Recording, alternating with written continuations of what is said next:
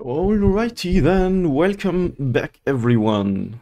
Time to scale it up yet again. It's been a little bit since our last league.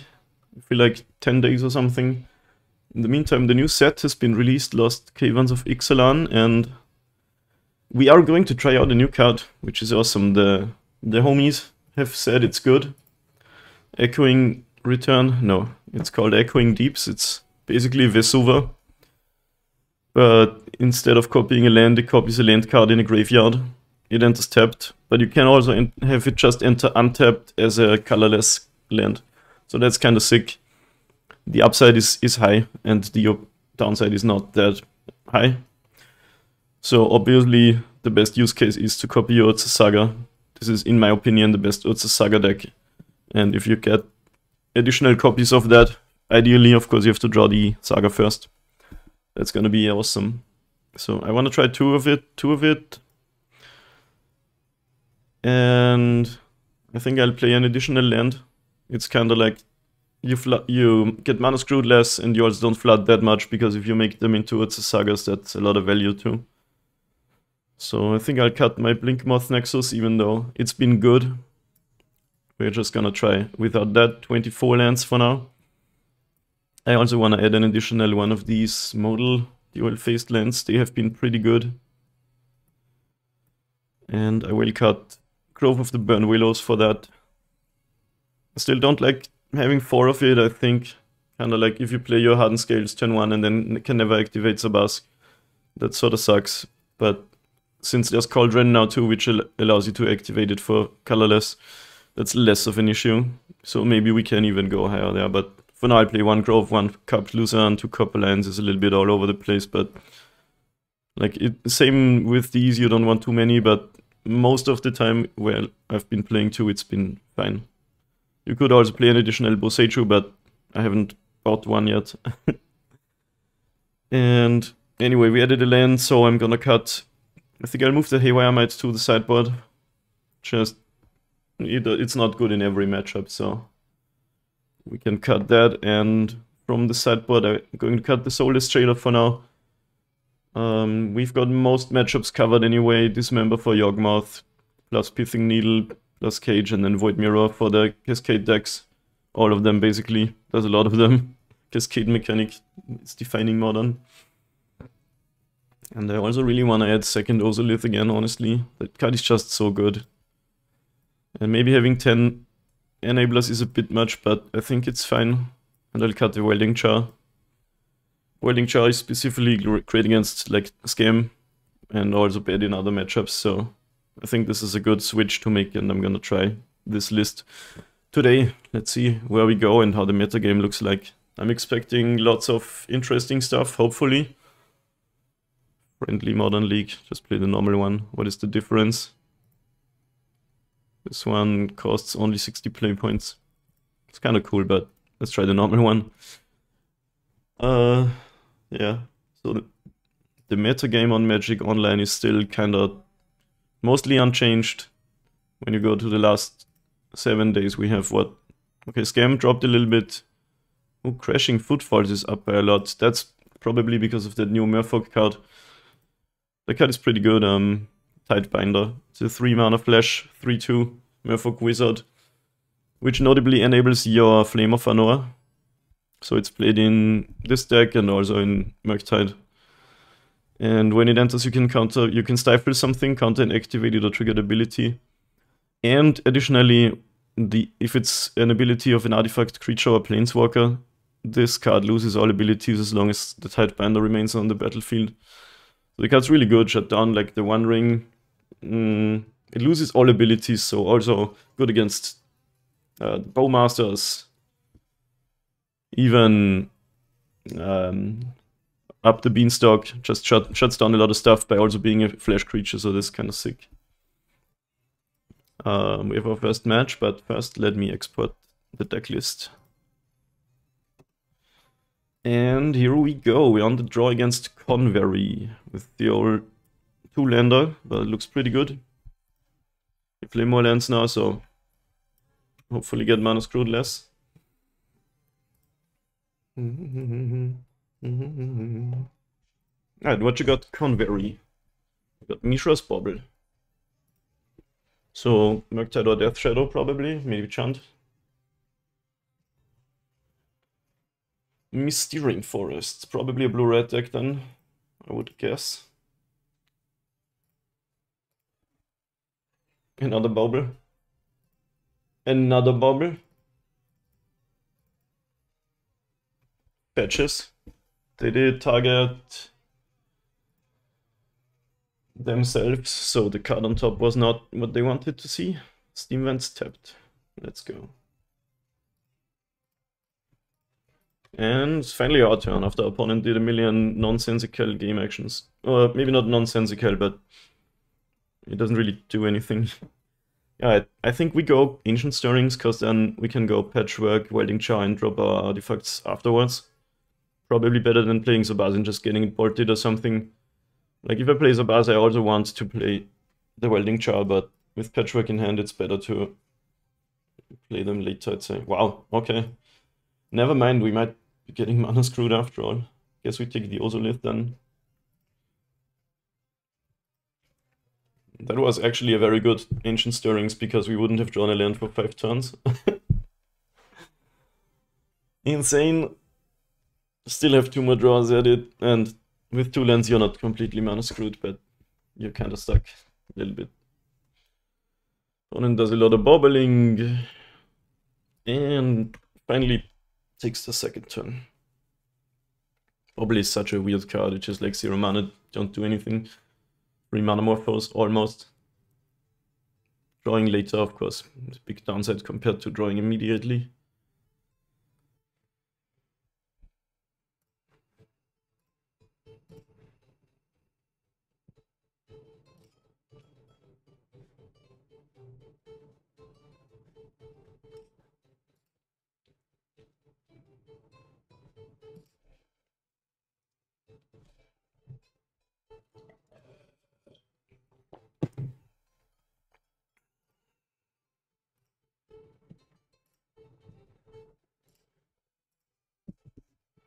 Dashed Monkey, sure. Not Exiling. Now they get my Urza Saga, I'm sure. They got Gemstone K1s, okay. Would have been a land, but at least they don't get a spell. Whoa, what is this? New treasure token artwork. I can't say I like it. What the hell is that? A spray can? What the fuck? Maybe I'm just going insane. Okay, Patchwork. Hopefully we find that land. Spell Snare of the treasure, okay. Never mind then with that Patchwork. And we are passing, I guess. There's lots of spell snares around because there's lots of Bowmasters around. Opponent's probably playing Tidebinder and Murktide and Flame of Anor. There's his Monkey again.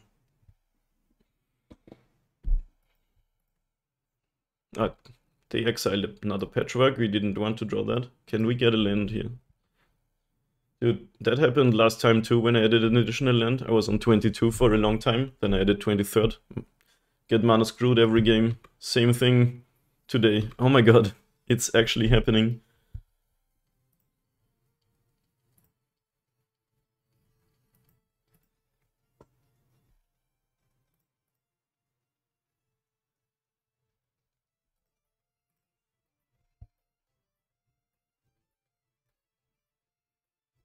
Really annoying. What can you do? I chose playing out these cards over just Ballista because they probably have some counter magic anyway. And we're gonna keep taking Ragavan hits, I guess. It's not that good for them, like we take 2 and they get a treasure, it's good, but most of the time they don't find much from our deck. Hangerback Walker is the best card they can find. Ancient Stirrings gets him a land or a bobble, I guess. But yeah, this game's been really annoying since we just getting shut down, being on the draw and shit. I guess if we were on the play, they would still have had the spell snare probably for our... Maybe not. fourth bubble of the expressive iteration. They're also stuck on lands. Looks like. What a game. We revealed 5 non-lands off of Ancient Stirrings. Opponent exiled one with Ragavan, and then we did not find ours.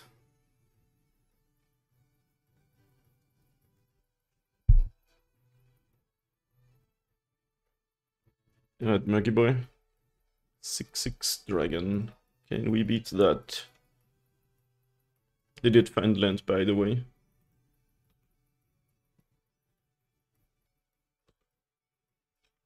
Echoing Deeps. So for now, just a colorless land, that's fine. We could copy a fetch land, but then it enters tapped, so we don't want that.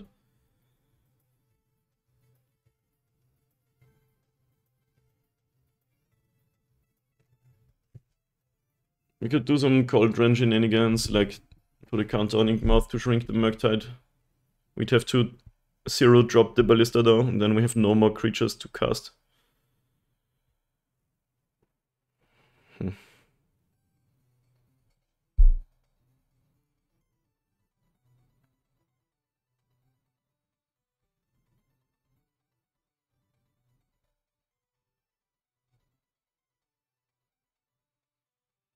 Yeah, this is not going well at all. Like drawing Eldritch Second Ozolith, and of course I draw 2.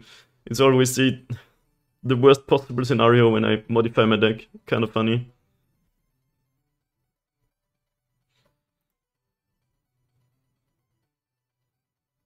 Yeah, I think we just play out the Ballista. Take a hit from the Murktide. See what happens.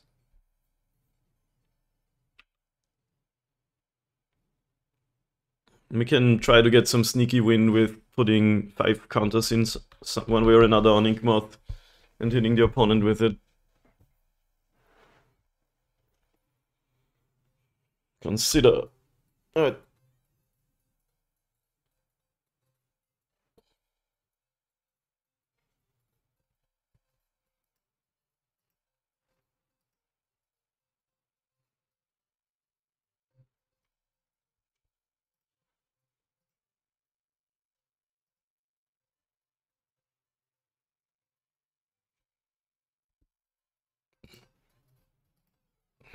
I'm gonna regenerate. Because I kinda wanna put counter on Ballista and then have it die and get Ozolith value. Like we can, if this Cauldron resolves, which we kinda need to have any shot at this game. Okay, wow, they have another Murktide. That's insane. So we're actually basically dead next turn.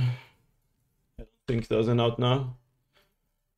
Basically in this game everything that could have gone wrong went wrong. It's insane. That's fine. Sometimes you just lose the die roll and get dumpstered to hell. Like drawing 2 Cauldrons, drawing 2 Ozoliths, getting the patchwork countered. Kinda insane. 7 life. I mean, we can still block with Yawgmoth and not die. So I guess we can play it out another turn.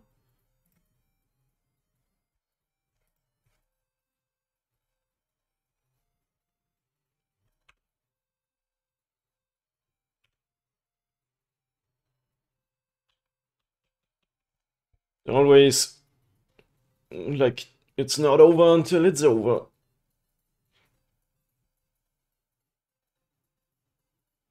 But, okay, they're cracking the land, 3 cards in hand.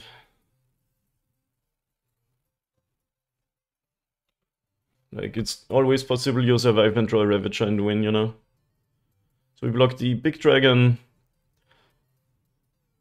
Then we can...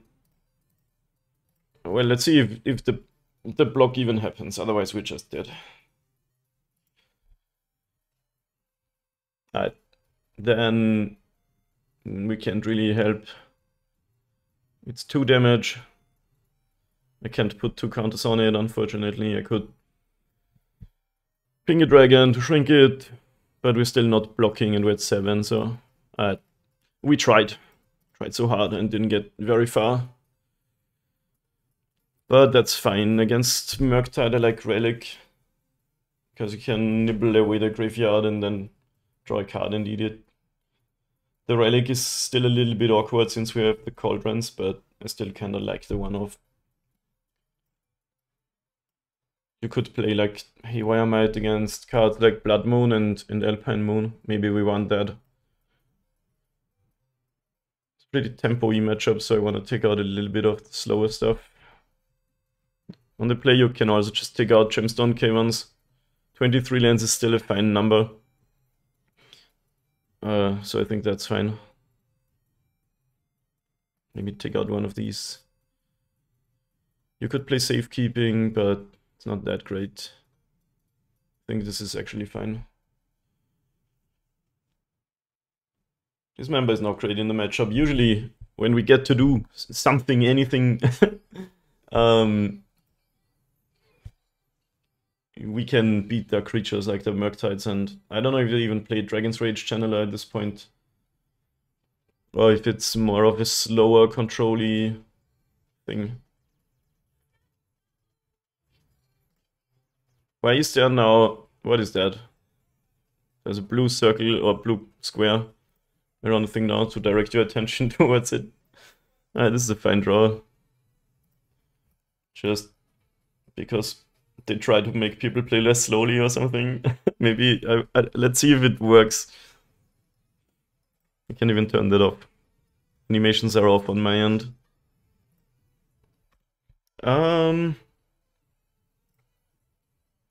Let's start with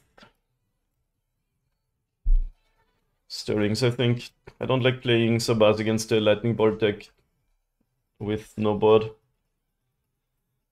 Oh, yeah, Ravager sounds fine.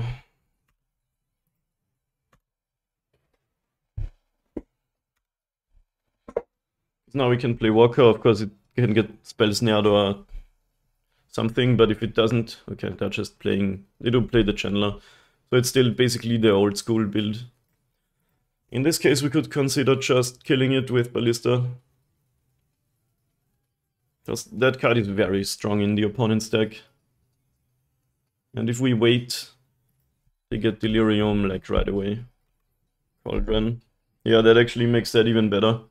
If we can get it to resolve, of course. Yeah, I want to do that. I've learned in the past that it's a good idea to kill that immediately, just kind of like a mana dog. Like, don't wait until their turn, because the single consider can, in response bubble. Why? Targets me. Single consider can enable Delirium easily, because they get 2 Surveils and the instant in the graveyard. I mean, that's already a bolt, but whatever. This card is just very strong, and if we get it off the board, I think that's always a good idea. Let's see if they may be on a one-lander.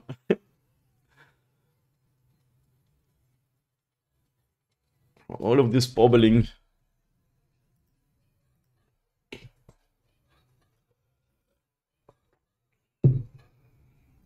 Anyway, what I was gonna say earlier, they can have lots of counter magic for our 2-drops, which is painful. Spell Snare and Stern Scolding. Both counter our threats for 1 mana. Ooh, we might get to do the thing. We would have to slow roll it for a turn though, so we'll see. If I had that in hand earlier, I'd already have played out towards the Saga. Obvious counter magic. I think I'll play Sabaz and Ravager. Ravager is the better Cauldron target. Walker is better if it resolves. This resolves kind of fast, so maybe it spell snare. Let's play the Ravager. Okay, no counter magic. Now I wish I played Walker, but didn't know that, of course.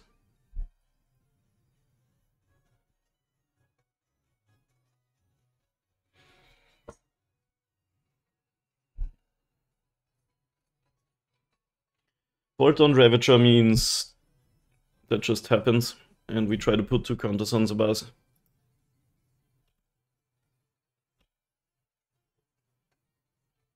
If our cards resolve, we are pretty fine with trading 1 for 1 here. We could even just make constructs.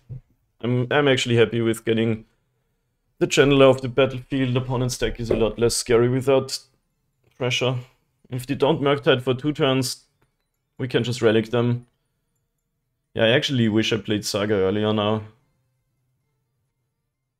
But with only the 3 lands in hand, it's also a little bit sketchy to play it out early, you know. Looks like the Murky is already coming anyway. Generally, it's beatable though.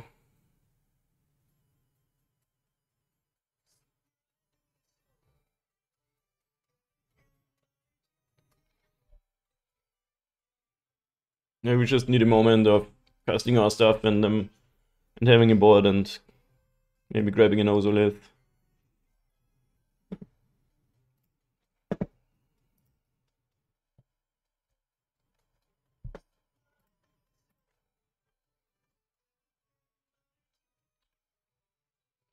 Yeah, and another Ravager is kind of nice. Definitely trying to resolve this Cauldron now. So we're not getting Deep's value, but that's fine, which is why the card is good. You can just play it untapped. And when the game gets grindy, you could wait and then play it as another What's a Saga. Alright. So let's cast this card, hopefully no like Force of Negation, and then the Walker. And I think before they untap, we already activate.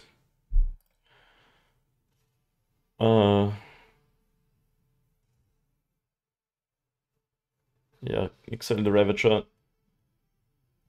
I think is the best play, make this a 2-2.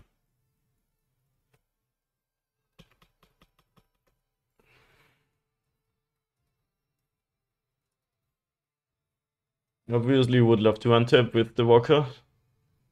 But even if it dies, we get some jump blocking action for this dragon.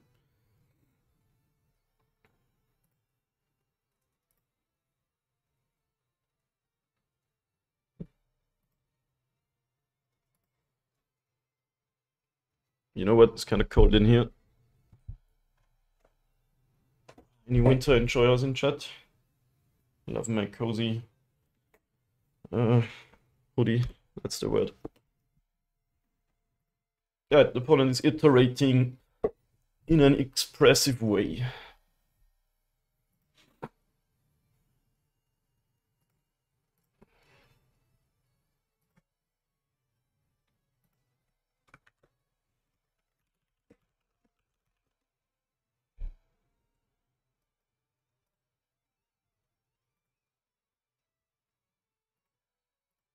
Engineered Explosives has entered the exile zone. Okay, so you can kill Walker.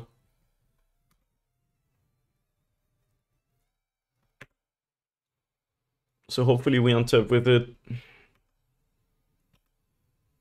Like what the opponent needs is to kill the Walker in some other way and then kill the Thopters with the explosives.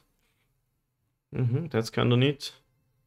I mean, now we can't search it up with What's a Saga, but I think they would probably, maybe they...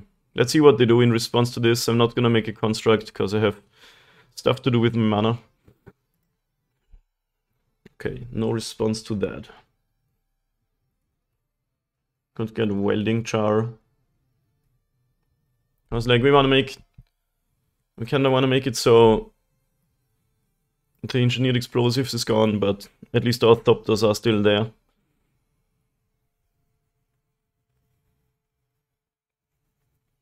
They don't have Delirium, so we can save Walker from like a bolt effect for now.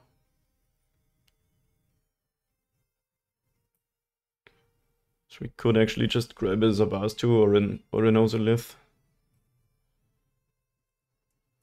Even Relic to prevent second Murktide, but I don't think they have it for now. You don't play 4 Murktides, I think.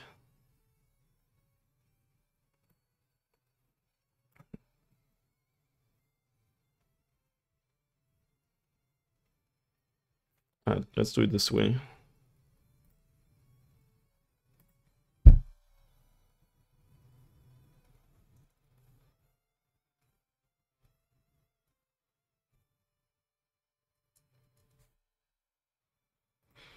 I'll just play out everything and make the opponent do something.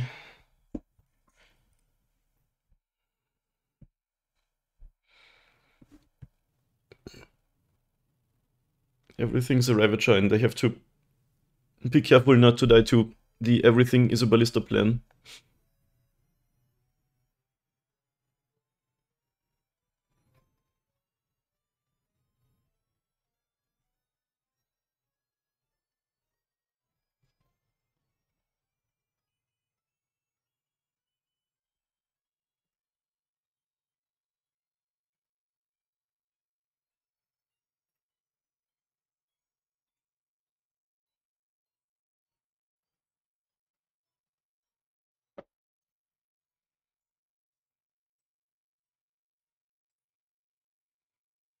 You wanna sacrifice your thing, opponent?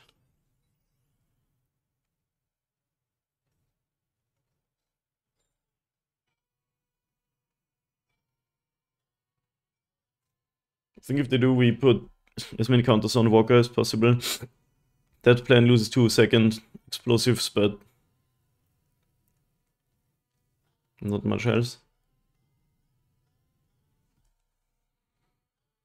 Except if they have like something like Brotherhood Sandwich, we usually lose to anyway. For now, it's just been a Wastes. But you know what? In the stack, Wastes is actually very playable. It's a cave too. Cave Wastes. Not Wasteland. Just wastes the land.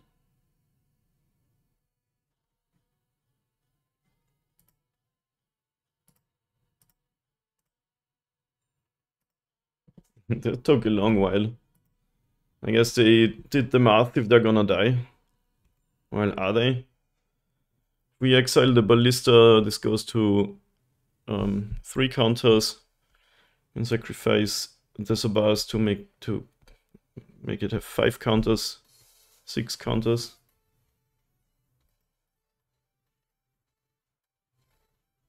But then we can attack for 6, opponent goes to 9.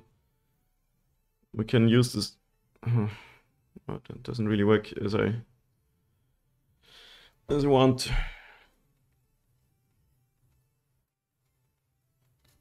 So can we piece together a kill?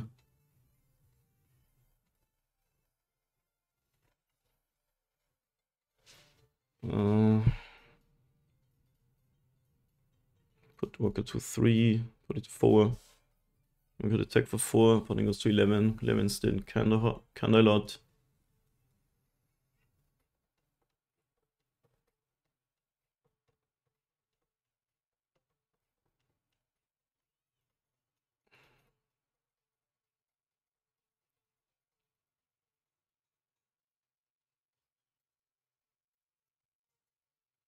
But also just exile the explosives.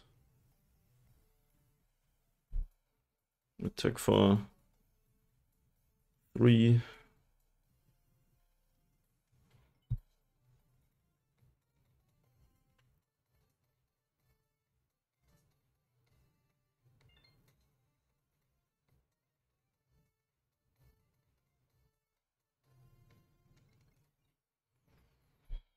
We could get Walker to 8 counters without sacrificing Cauldron, they'd be dead. But we only get it to 3, 4, 5, 6. And then we wouldn't have our other cards anymore, so probably not the best idea for now.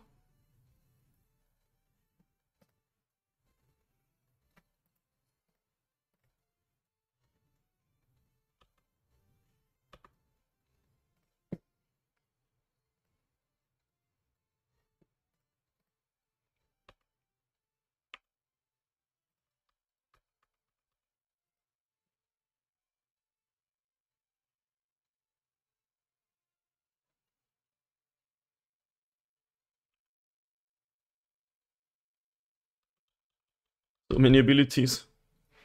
For now we can make 3 Thopters if we need to. And then also grow those to give them abilities. Again, at least one of them. Let's see what the opponent does.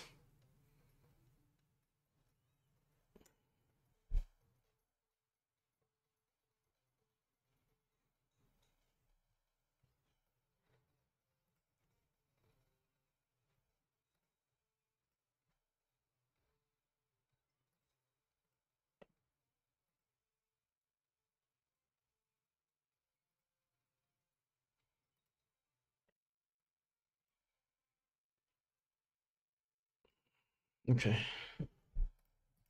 Probably beatable. They did draw a second Murktide. Is it a... Do people play 4 of that now? Like, I've seen different lists that are slower. Like playing that Merfolk dude. And... Flame of Anoa.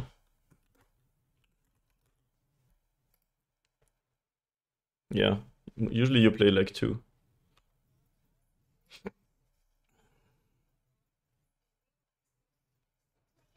Alright, they played out all their cards. Good for us because we know what's going on. We need just to assemble 11 counters. Gonna get a Hardened Scales maybe? Oh, excellent. We can activate both of these to add 1 counter.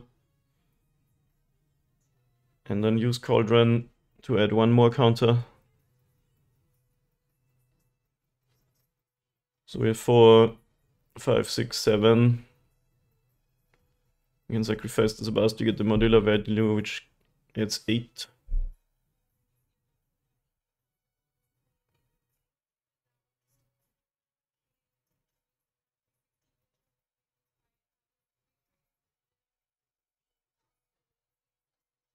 We can also give both these creatures flying. Then they can only block one of them.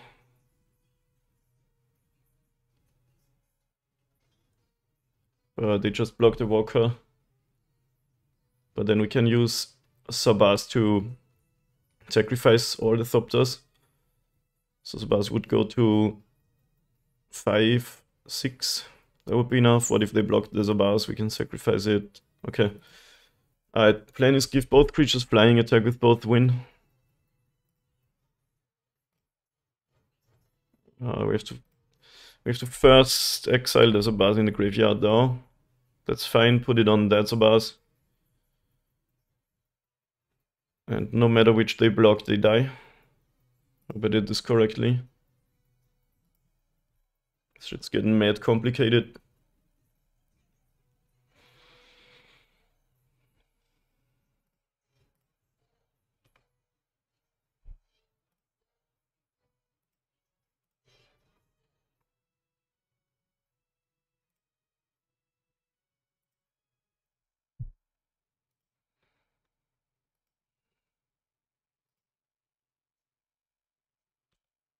But it's actually not that complicated, honestly.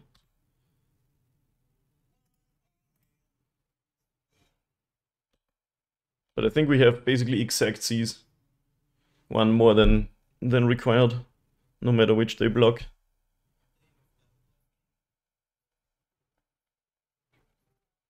Because either way we get a 6/6 Ballista. That's not blocked.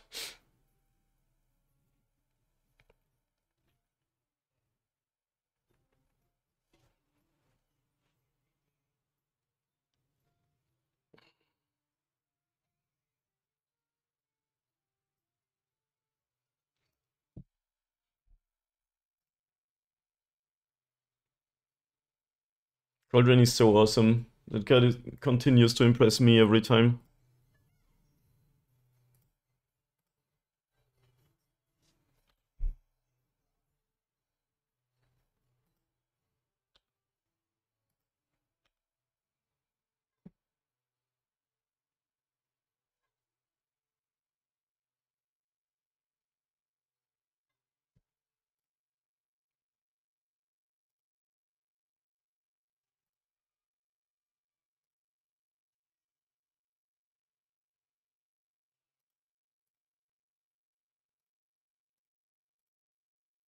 That was complicated, but we got it.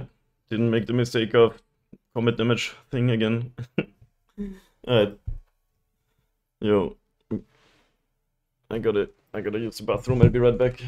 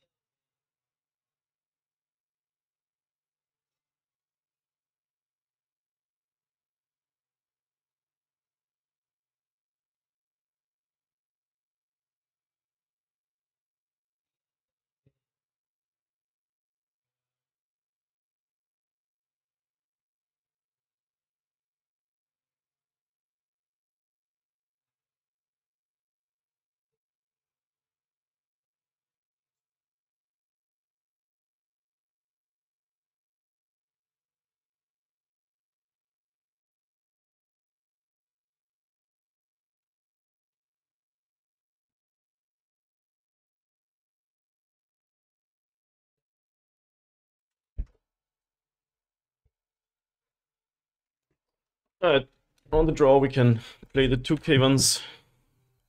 We can drop Echoing Deeps. And maybe Stirrings. Because we'd rather have a land than a Stirrings.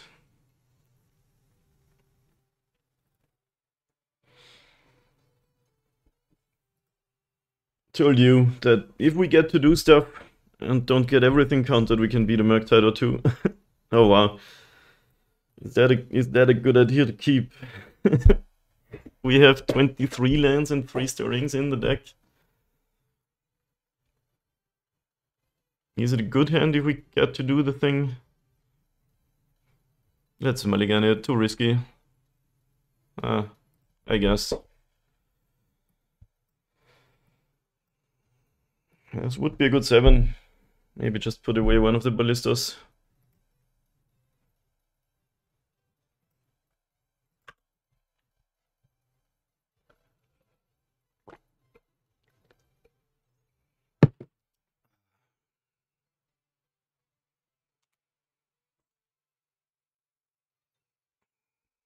Yeah. Ragavan means no spell pierce for Hardened Scales. Opponent is addicted to Mishra's Bobbling. How am I doing today? I'm doing pretty well. How about you, Daniel?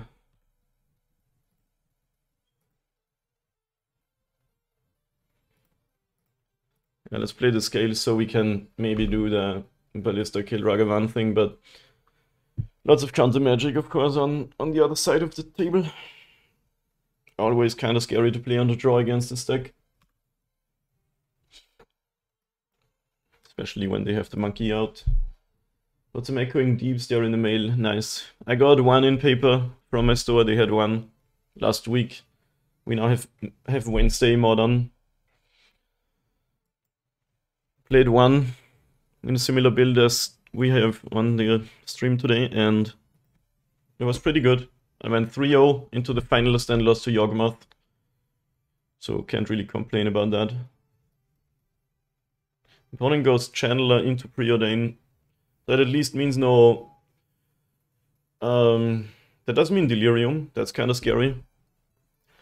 But no counterspell, they could still have Scolding or Spell Snare for our turn.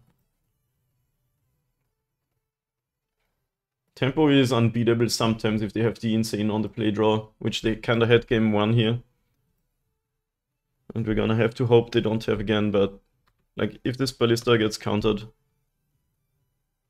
Interesting choice actually. I'm gonna play out the Saga now.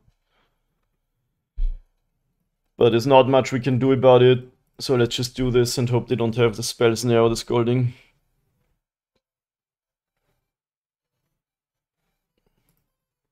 Play against my friend playing Murktide and beat him game 1 but lost both board games.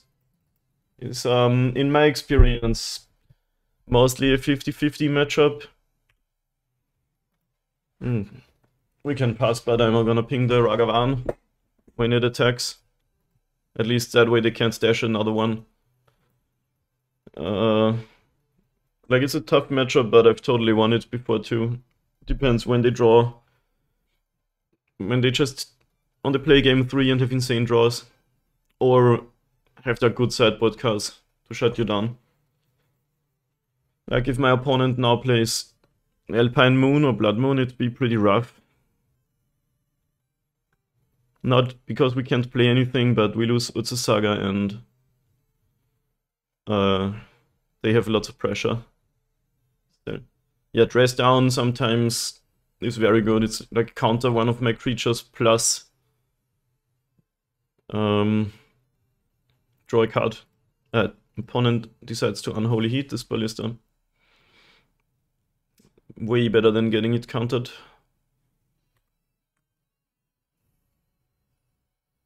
If only they didn't get the Delirium. Preordain was actually kind of an upgrade to this deck because you now have your 1 mana sorcery cantrip.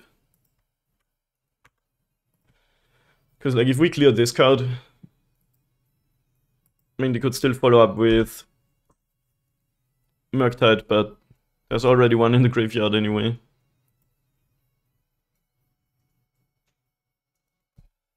Anyway, if we could clear this, they'd have no pressure and we could do a lot more stuff. Now we can. I mean, we're not gonna die to that. It's just so good in that deck.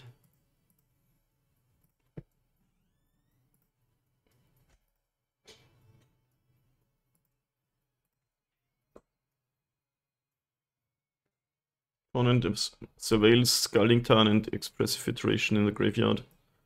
Probably still looking for a third land. Well, I don't know. Could have had it in hand all the way. Maybe it's 4 lands. Steam Vents untapped. Ugh. Okay. Is it Dash Ragavan? Maybe they just. The scariest thing kind of is passing with Counterspell up. Cursed Totem. Oh my god. I've seen this card a bit in the lately. That's not how you say that. I've seen the card a bit lately. And I get kinda mad about that. Alright, what you got? 2 mana. What is it?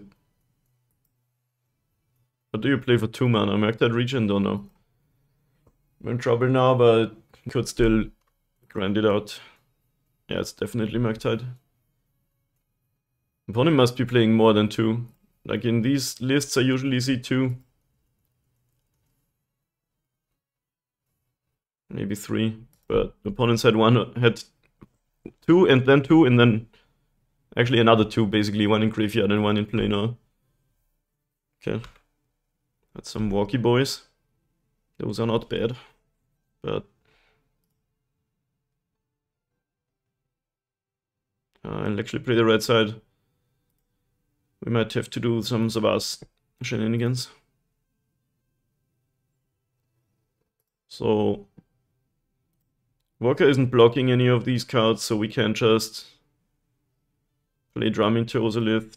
That's bad against Dash Ragavan specifically. But besides that, we can just cast all our cards while the opponent's tapped out and then hope not to die and do some stuff on our next turn. Like, if they got nothing much else, we can still get it. 2 more cards, so let's see. We go to 4. We die to Engineered Explosives, Blood Moon. But if it's none of those, we can do some Sagas off of Urza Saga shenanigans with the Walkers and the Ozolith and shit.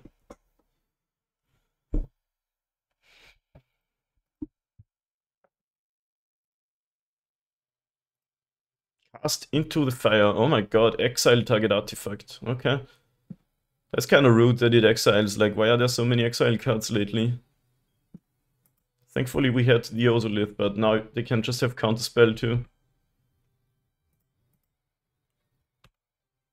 Let's see though. If they don't, we have a chance. Because we get to make a bunch of Thopters.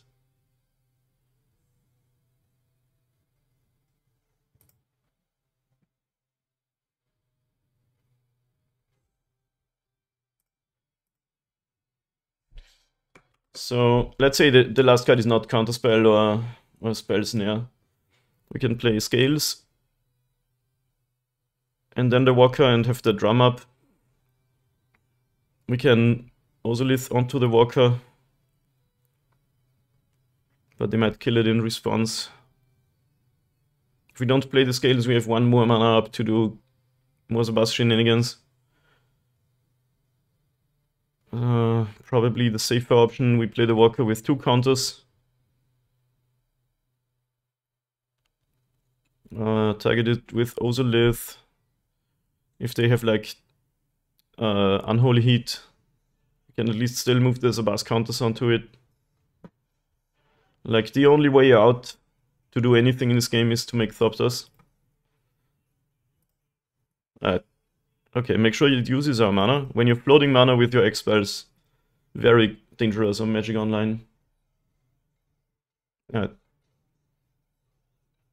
Last card is indeed Counterspell, and we can give Sabas flying, but we can't block with it when we do. So that is GG. Opponent had one of those crazy draws, so that's fine. And I feel like if the Walker resolves, we're actually in good shape, because they're down to 1 card and we can make probably 5 Thopters. And with the Ozolith, the Thopters get bigger than the opponent's board. So it was actually a really close one. See you next round. Next match on the play against Sparky 165. Okay, we have the Deeps. This is a bit whack, but I'm gonna keep it. We need to draw like a creature to do anything. But we have the Scales, the Ozolith, the Cauldron. It's a little bit of a whack keep, but I don't think you wanna send it back, honestly. Yeah, I'm playing 24 lands now. I added another land, which means I'm gonna get mana screwed again. Force of Negation, Tishana's Tidebinder exiled. Probably the Rhinos deck.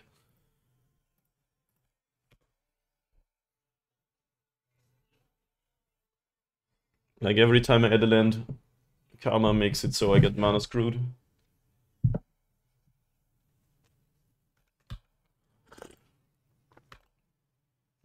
I got my wish to draw not copying fetch land because he would enter tapped. Got my wish to draw a creature. Let's cast a Ravager, I think, but I guess Char first. Hopefully drawing land, and then we could do some stuff. Opponent suspended a thing and has 4 cards in hand.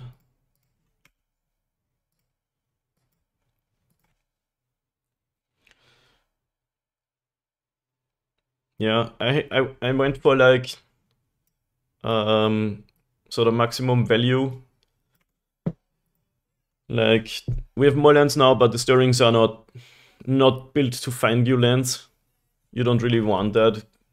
You want to use your stirrings to find your good cards as like good top decks or some stuff. Or at least it's a Saga. Okay. Hopefully no more counter magic, and then things might go well for us. Ozolith. Okay.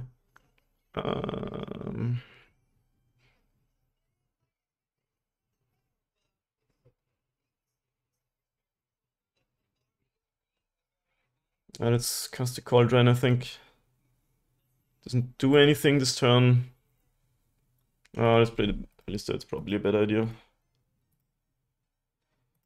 Like, they probably have some cards like Stomp or Dead Gone or something, and then we can use our cards and then hopefully next turn resolve the Cauldron. What's up, Ian? How have Deeps been so far? They've been wastes. As in colorless, untapped lands. It's only the second match, so it's not come up that much. But that's a good part about the card. At worst, it's an untapped colorless land, which is totally fine in this deck. Alright, the opponent's shardlessing.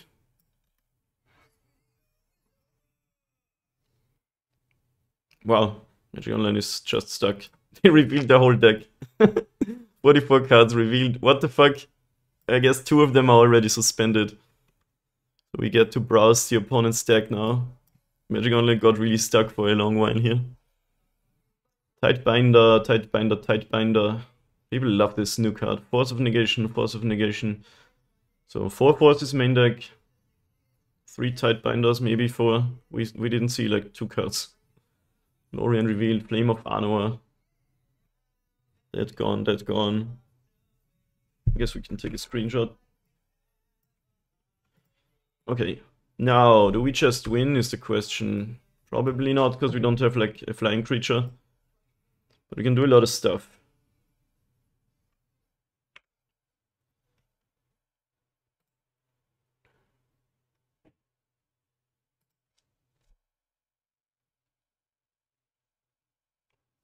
Top deck, Hardened Scales maybe, or Sagas. Land. Land is not good. But I am playing 24 now.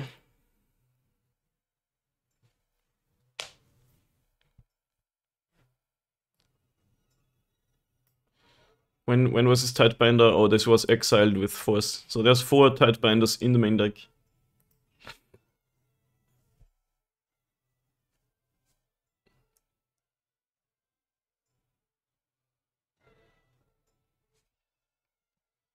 Okay. We can't do that much because no creature in the graveyard yet. I feel like we can at least make a 5/5 to be able to block a Rhino token. We would have to sacrifice something.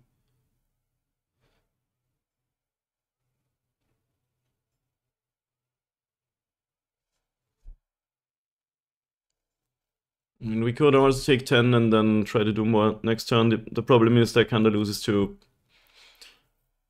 Dead Gone.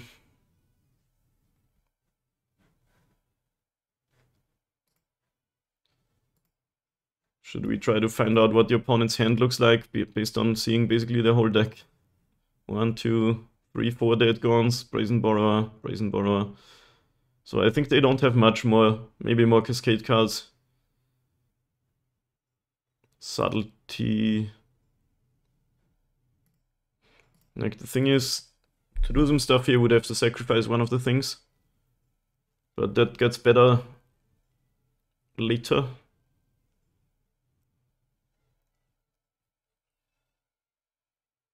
I'm just gonna pass for now. Not use my Orzhov this turn.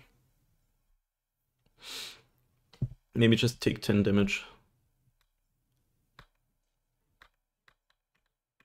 If we kill them, or if we win through these 2 suspended footfalls, it's basically like they mulligan to 5.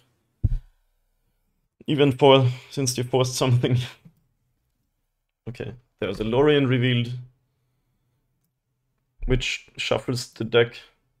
So now we don't really know what they're drawing anymore, but... Okay, wow, they suspend another. They actually drew another Crashing Footfalls. Interesting.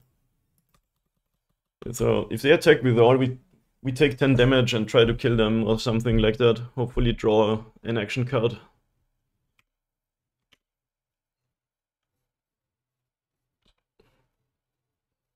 That is an action card, kind of. I was planning to just pay 4 to uptick Ballista, but that's probably better.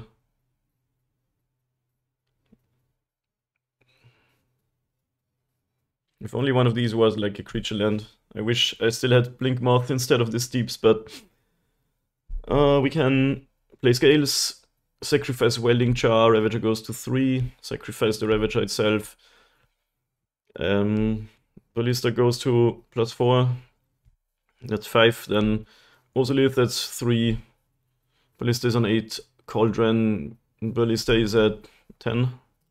So we lose to like Dead Gone in hand, but I don't think they have it.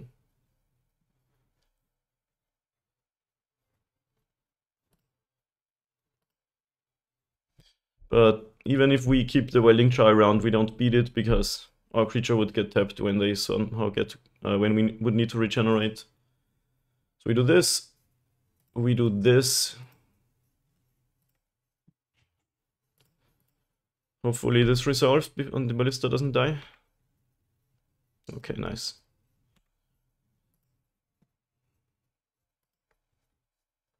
Oh yeah, that's actually already lethal. Ballista goes to 9, attack for 9, ping for 9. Sick. This case was one of the draws here. I played Caverns instead of probably one of the Deeps. or the core.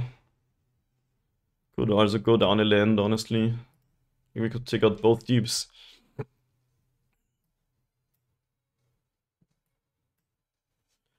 We want the Void Mirrors as our sideboard cards. Put it here. Char is like not amazing in the matchup. Patchwork sort of slow, but good against the removal cards. Cauldron's great, but slow. We just take out these two.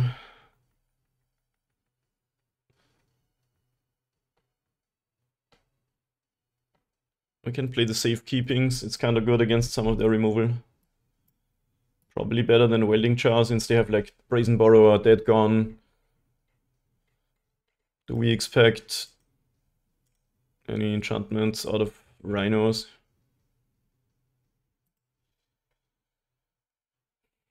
Usually the most annoying sideboard cards are Force of Vigor. Your opponents can cast spells from anywhere other than their hands. Insane. So also against Cascade decks, I guess. I think play it like this. We could take out a land for a spell.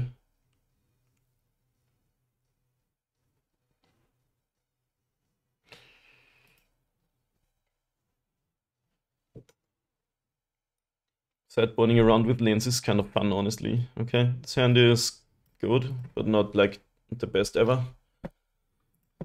Gonna lose to Force of Vigor. Hopefully they don't have that.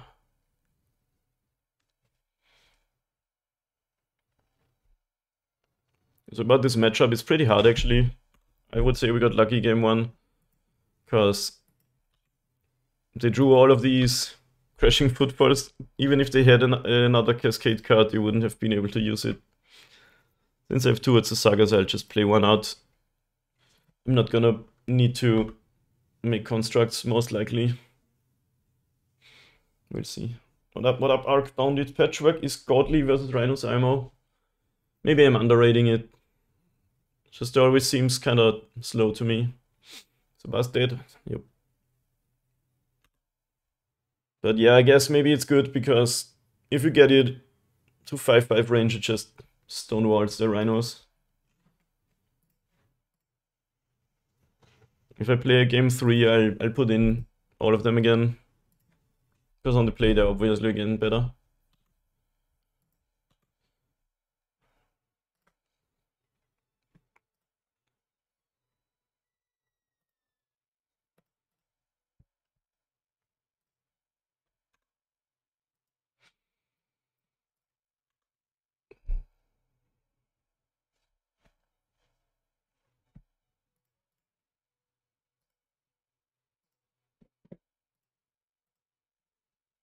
Rhino Timo. Am I the only one who thinks that the Rhino stack is really like lame? Like what? You make some 4/4s, woo! Do something cool.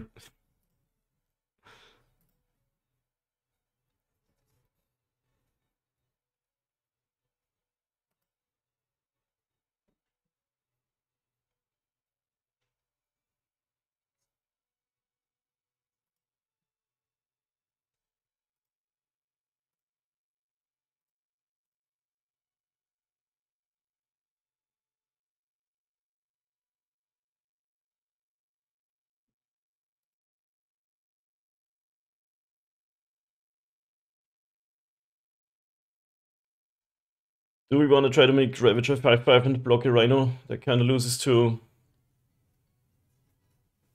basically anything they could have.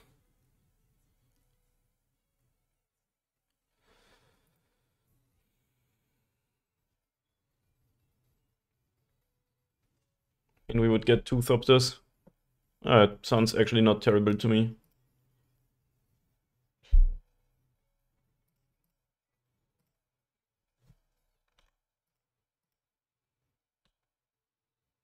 Like we could block with 4/4 Ravager and then plan to put counters onto one of the Thopters.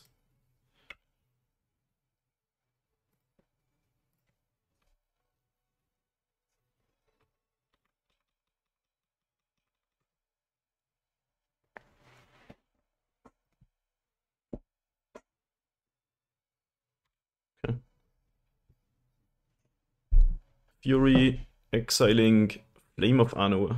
No wizard in play.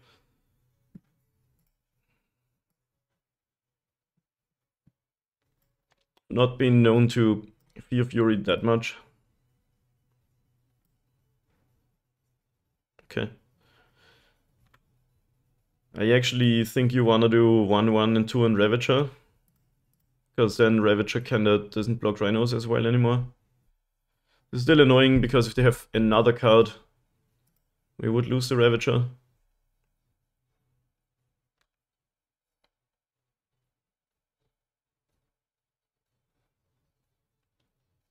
Oseiju who endures, okay. At least we get a land and we have the Ozolith. So we go to 10, make a big ass ballista. We can modular onto the agent. Make sure to press no.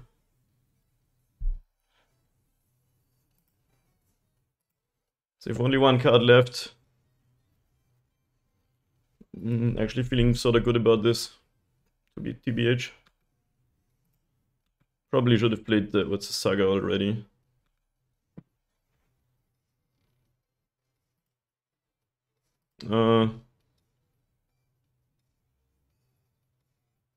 Ballista becomes a 7/7, so it just kills 2 things.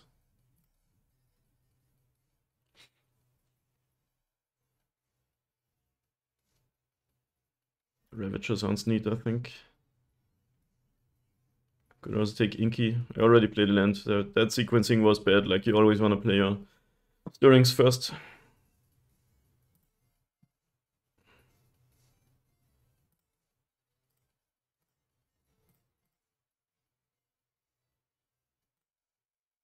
Alright, no dead gone, please. Actually, we have the Pendelhaven, I guess. Okay, nice.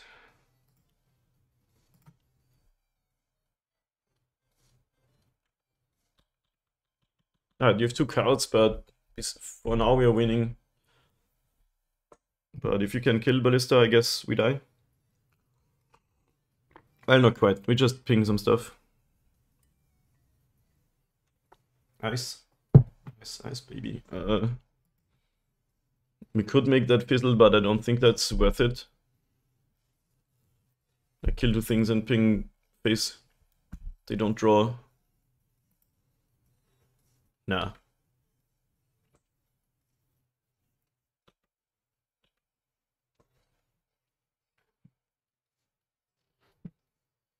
Shardless Agent is not attacking. My opponents are cowards. Why are they always cowards? Like, if it attacks, I ping it. If it doesn't attack, I can save my counters. That's definitely better for me.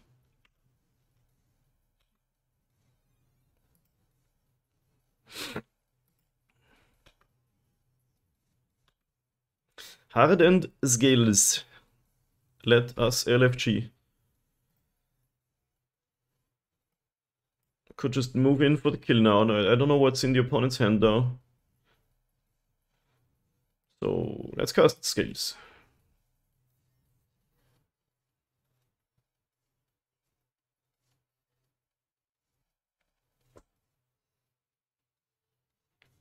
Okay, last card is Force of Negation and Shardless Agent. Well, last 2 cards are. Okay. Now I can cast my 2 things.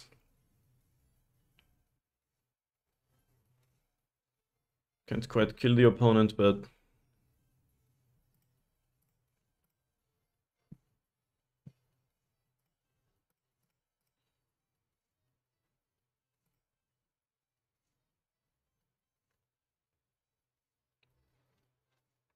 I think we just pass.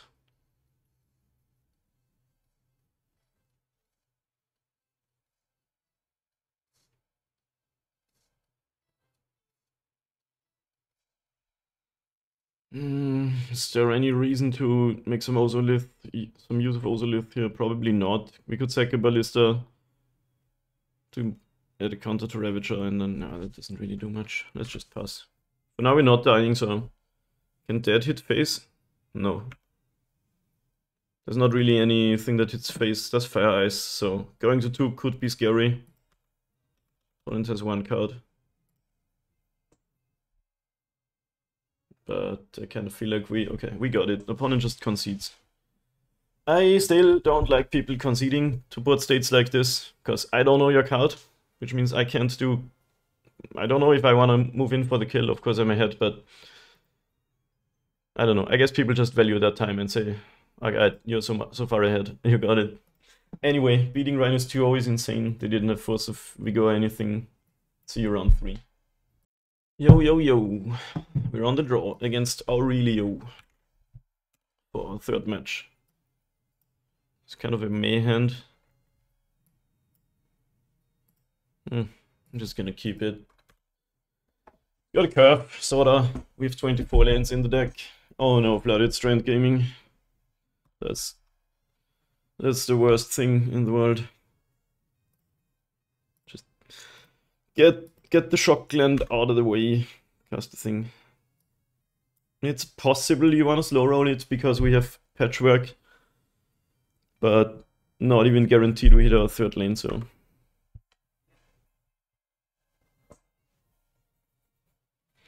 But Sagas is not the best turn 1 play. Oh, is this a domain aggro deck? They go like kinda aggressively for... No, it's just up the Beanstalk. Up my friggin' ass. Hardened Scales, okay. Well, now we really want to find that land drop and go Scales into a card.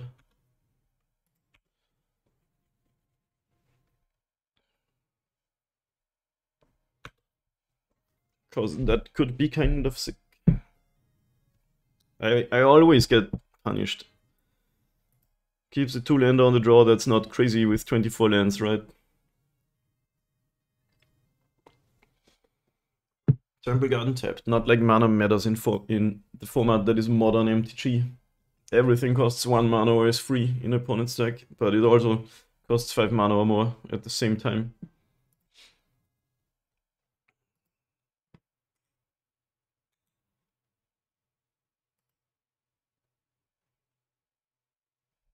Land. Not a land. Let's see if they have to Solitude. Pivot. They might have to, they draw a card anyway. Not like it's bad play for them.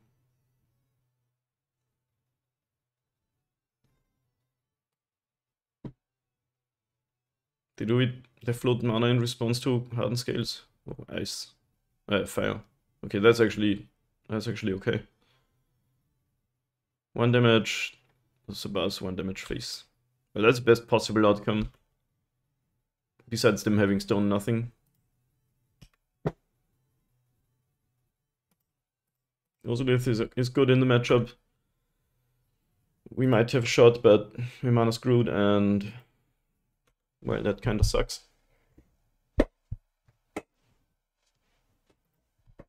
Still have Thread out and an Orzhov out, so.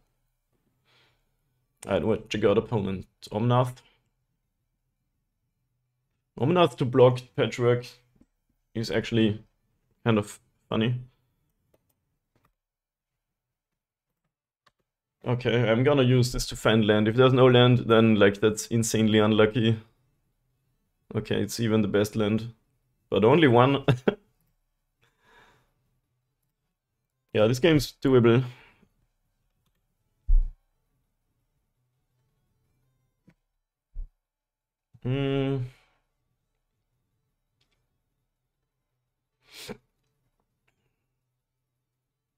I think it's just play the Ballista, attack for 6. They might have to jump block, and then they have to kill Patchwork, and also the Ballista, and then we can still play another Ballista to destroy the opponent.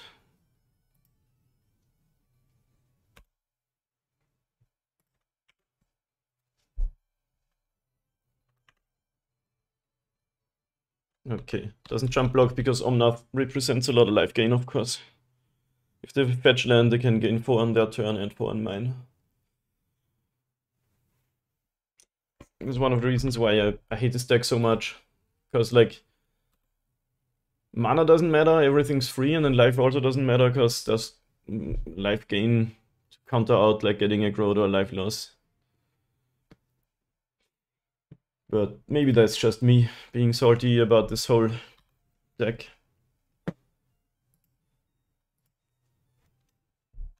So they're fetching on their turn to get the mana boost instead of more life gain, which means we might still get him. Depending on how many Furies and Solitudes they can chain into one another.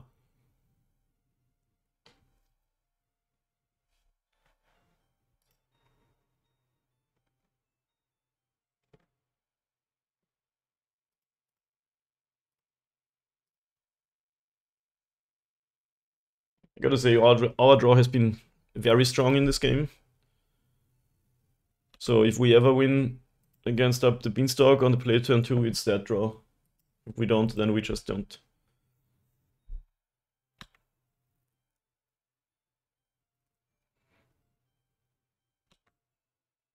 And that would be insane because winning one of the two sideboard games with our Void Mirrors is doable, I would say.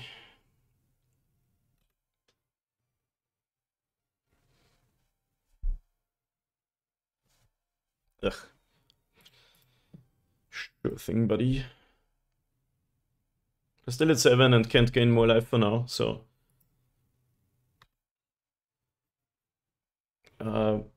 we might have him, except if there's another Leyland Binding to take out the Ozolith, then things are looking pretty bad. Or they take it here and then Solitude the Patchwork. So if this takes Patchwork, I'm feeling kind of better about it, except if there's another one. Let's just see what happens.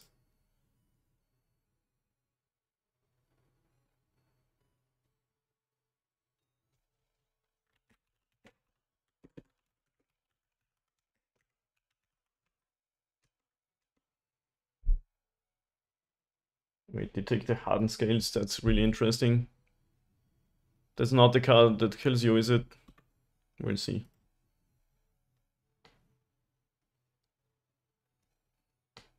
Three mana to Fairy.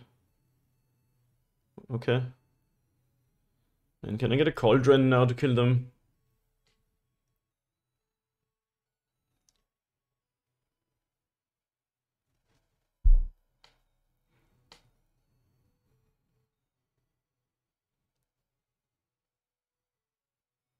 Bounces the Ozolith. Interesting.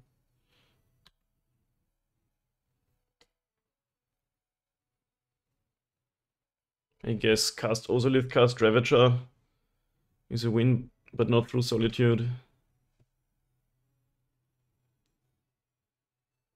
They have 7 cards in hand.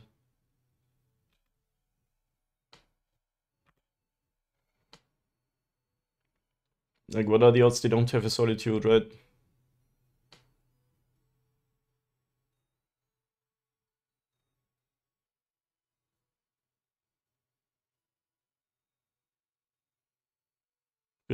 The other question is, do we ever win if we just don't kill them? Cauldron would have been sick because we could have made the ward card a Ballista.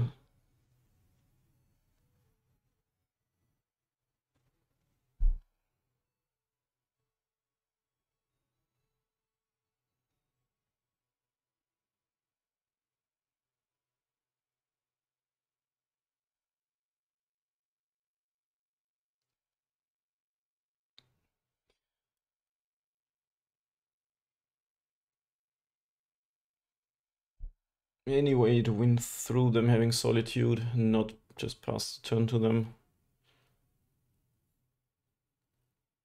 Like, Yawgmoth has to jump block, but it doesn't really matter anymore. They are just drawing so many cards.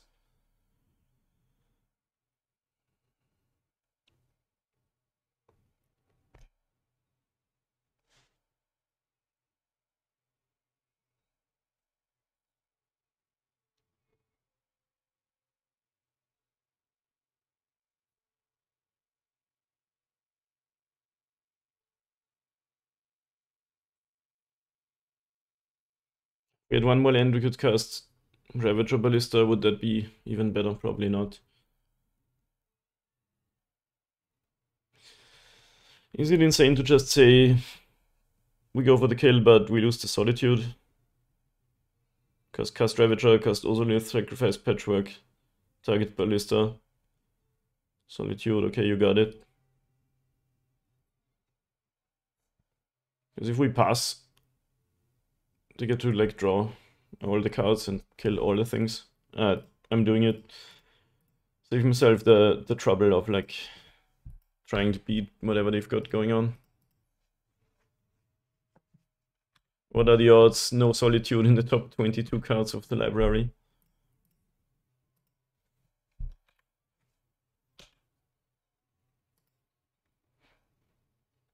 If we had a tiny bit more stuff, we could actually still kill them through Solitude, because then we can sacrifice also the Ravager goes to 5. Hit the opponent. Oh, okay. I feel like we got it then. Alrighty then. Wait, they can still Solitude their own creature, but why would they do that? Should have attacked then maybe? Okay. Like, they could still Solitude a creature of their own to gain some life. But against like 4, we still have 2, 3 more. Okay. Alright, got lucky here, I guess. We had a sick draw and they never found any Solitudes. Alright, Gemstone, Safekeeping, Void Mirror. Haywire Might, Nature's Claim, Force of Vigor. Those are all playable in the matchup. Crazy. I like the core. The deeps are good too, because Urza Saga is good.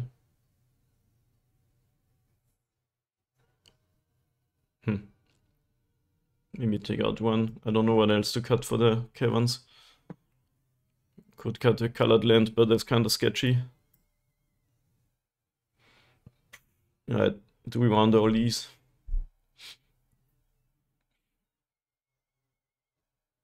There's a lot of cards. What would you even cut? I like most of our stuff.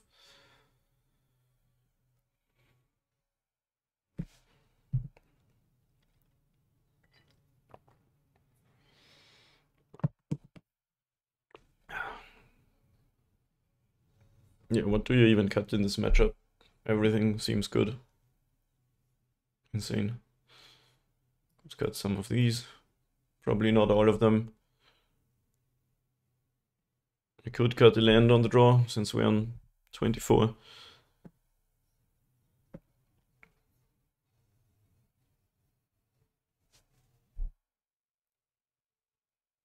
I mean, Sagas is great because of the destroy ability, but maybe it's one of the weaker cards. I'm not sure. Oh, I'm timing out. We cut all Stirring is kind of crazy. Maybe not play the Force of Vigor.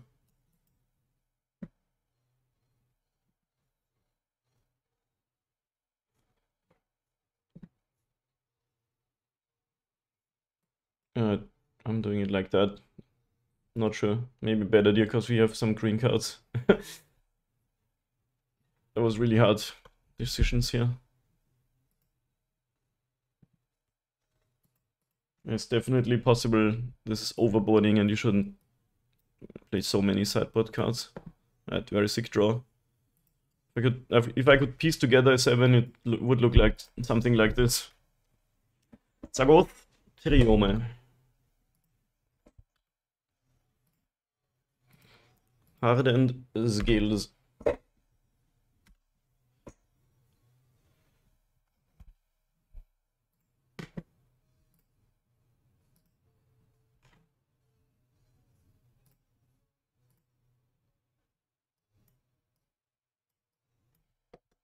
Island.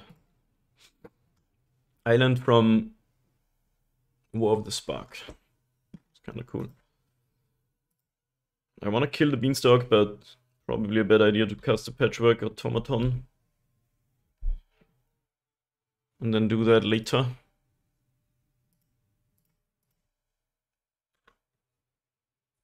Let's see if they want to invest their mana into killing it. They kind of have to. But obviously we would love to untap with it.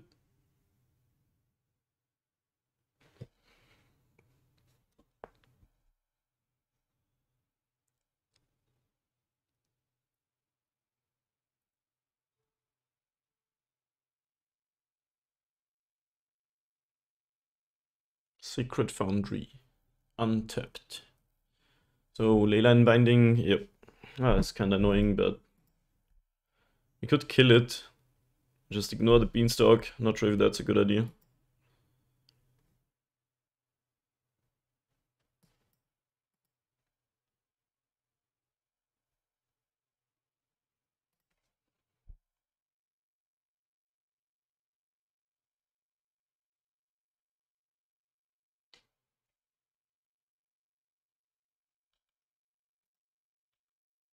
Tamiyo's too. Definitely playing that as a land. Could just claim the binding and then start deploying our cards. Would be sick to safekeeping up though.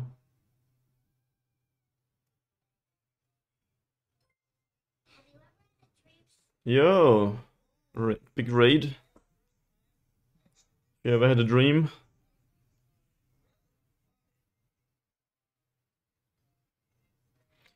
What's up, Marcus? Thank you so much for the raid. Welcome everybody, we're doing some scaling here. Playing against my most favorite matchup. Guten Abend, der Herr. I have the difficult decision if I want to get back my patchwork or get rid of the Beanstalk. But I think I have to get the patchwork back because it's kinda... Otherwise I'm not doing much with this hand. I kinda have to hope they don't kill it again and I get to untap and have safekeeping up. I mean, could just play the drum too. So let's do this. Anyway, thank you so much for the raid. How was your stream? I saw you were playing Merfolk as a donation goal. Actually, maybe I should have just played... No. I could play Cauldron now. Or just keep up the safekeeping. That's probably better. Make them pay for the ward and then protect and untap with the patchwork and then cast my cards. 5-0 with fish, you're sick. Was the tight binder any good or are you just a god gamer anyway? Already played against Rhinos with tight binder, but they didn't get to cast it. They actually died. Yo, 69 viewers on the stream. That's crazy for me. Thank you so much for the raid.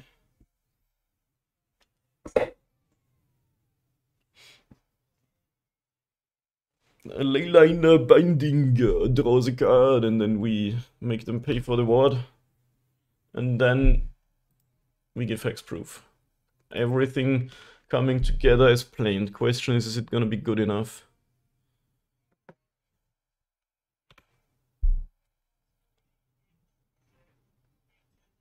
I wonder if they don't have a land, but I guess you play that first and then see if you wanna play a different land.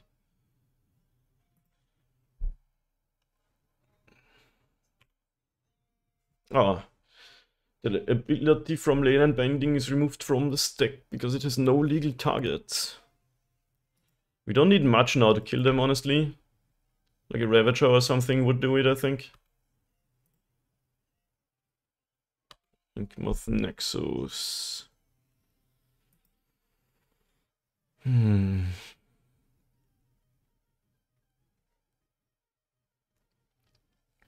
So we can get this patchwork up to 9-9. Which is a lot, but not lethal. We kinda have to hope they just don't find another Leyline Binding or Solitude, I think.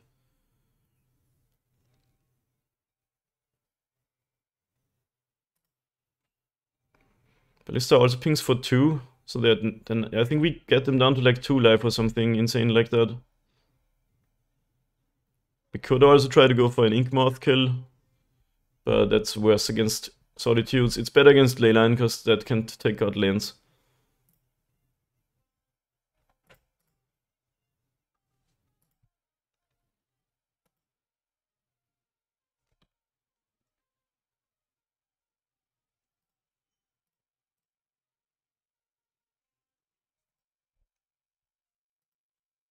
We could now ping the opponent to 19 and then exile the Ballista from the graveyard. So Patrick would be a 9-9. They go to 10. We can ping them down to 2. but then we have nothing and kind of lose. Well, maybe not. But then it's actually annoying that the... Oh my god. Okay, they have Force of Figure. Never mind. A Shardless agent enters the exile zone. Can't really do anything about this, sadly. Because there are no creatures in the graveyard. Doesn't make much sense to exile anything. Alright, that's kind of sad, but...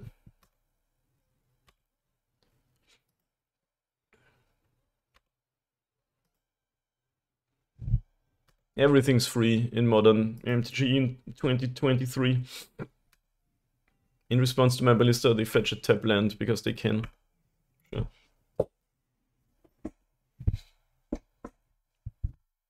Everything's free and draws cards in modern MTG.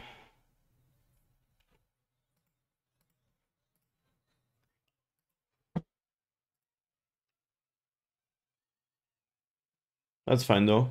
Technically, if we don't win this one, have game 3 still.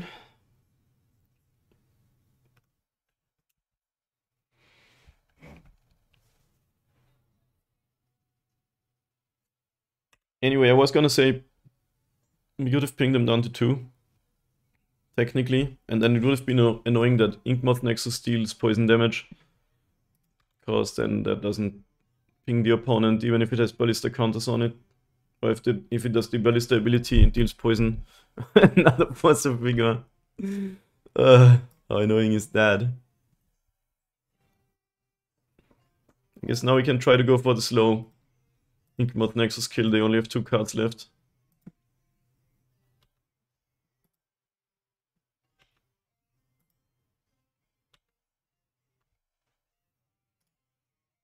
No.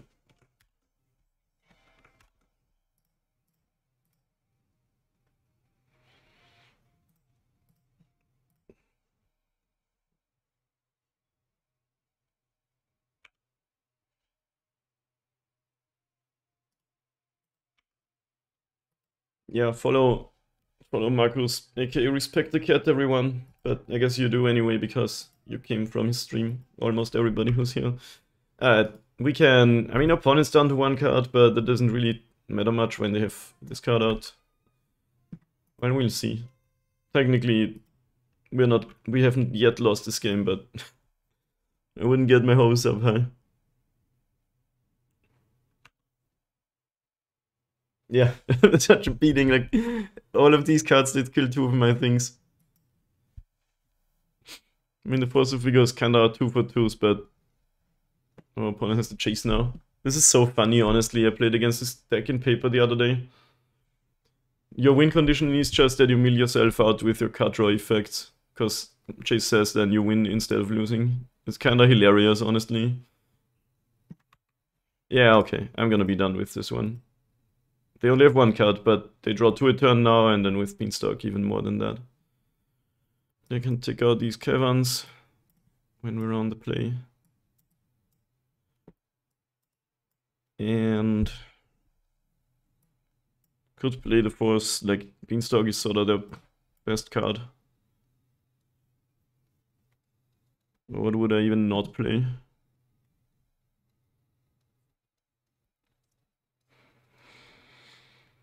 Sideboarding is hard because I kinda like all of my spells against this deck. I mean, maybe the Shattered Spire is a little bit yikes because it's so slow. You don't have many green cards for Force of Figure, but you can also cast it for 4 to destroy 2 Beanstalks. Or exile one of these 8.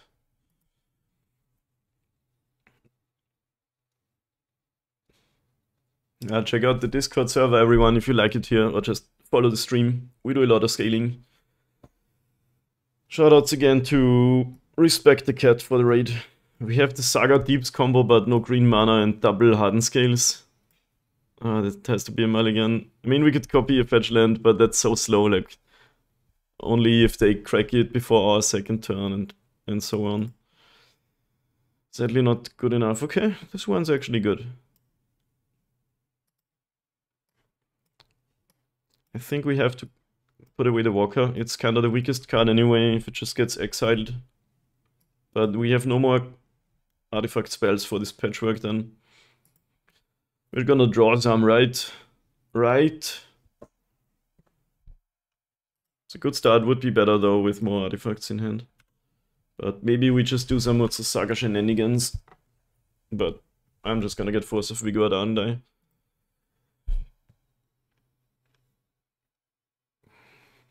Zagoth Dreom. How many Force of Vigors do people play? Answer, too many. 2 patchworks. Let's play Yawgmoth then.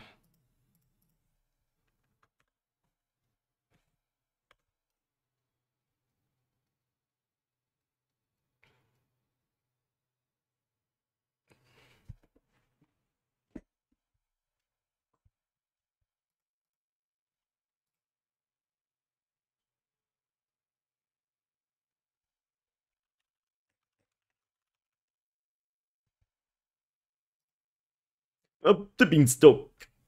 Well, yes. I hate how it draws when it enters. Like, you can never like go even with this card. Okay, the Void Mirror prevents cascading, but we probably just want the second patchwork out as ASAP as possible. And then also kill the Beanstalk before they untap. Like, the deck is kinda lame without that card. Sometimes, we'll see.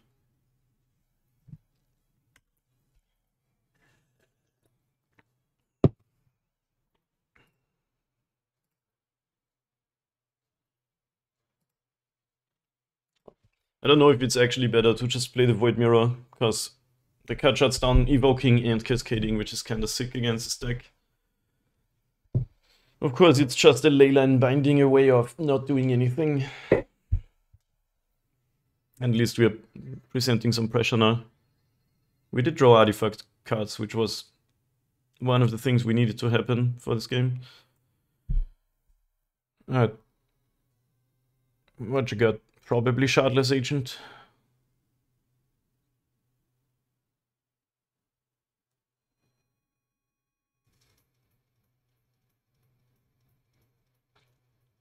Yep. That one slipped under our mirror. Remind me, chat, that I'm not gonna use colorless mana to cast spells when this is out. It is a symmetrical effect. I have my green source, so I'm good, but I just have to not tap wrong. Okay, here's my Koa, not doing much for now.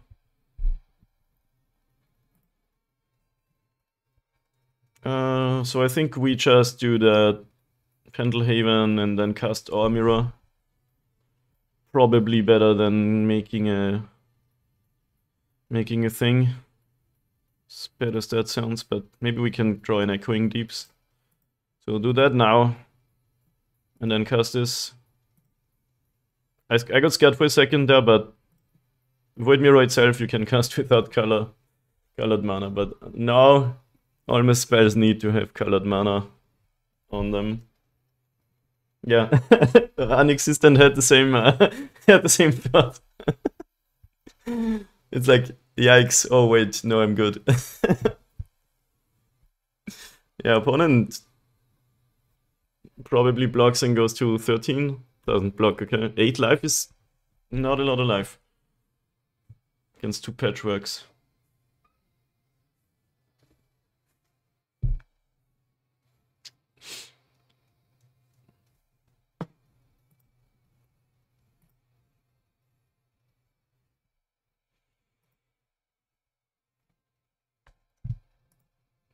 I just gotta say I hate Patchwork Automaton. Just as a card. It's so dumb. Just I hate cards that are just beaters. Tarmogoyf, Mega Angler, cards like that. But you can't deny that it's a really good card. Alright, now I just need to get rid of this agent and they're dead. Drop a Ballista or something. Sabas. We can't do the thing though, we don't have red mana. But no, we have core though. Hold on. One's at 8. Okay, cast Sabas for green. That's a given.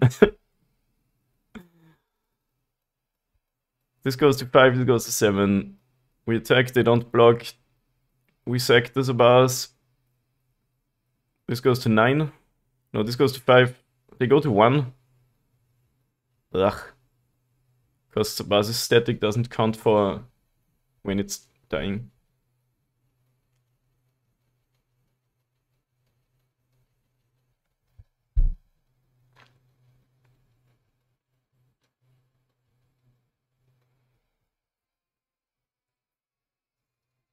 It's probably not worth it then to just go for it, but I'm still gonna cast it with the Pendelhaven. Remind myself. If only this had modular, then I'd love the card. They sort of have if you have an Ozolith out. Wait, no, it has 2 counters, so it's enough anyway. I kind of forgot about that. The 2 become 3 when we modular. How long have I been playing this deck? I think we got it because they had 8. Phyrexia's Core, people underrate this card. It's so good.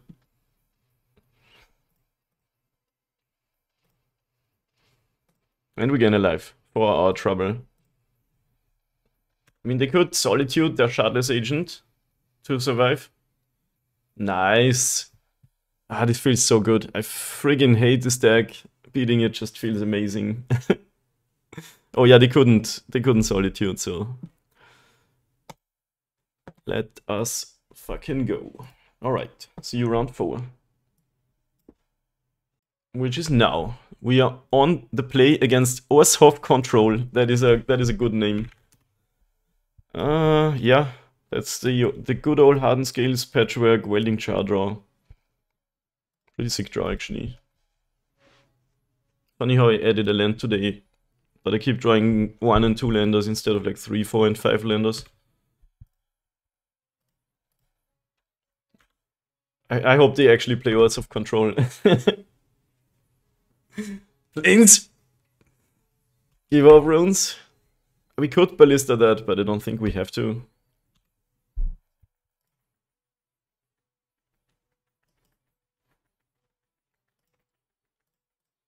Just get our aggro on. So probably just hammer time.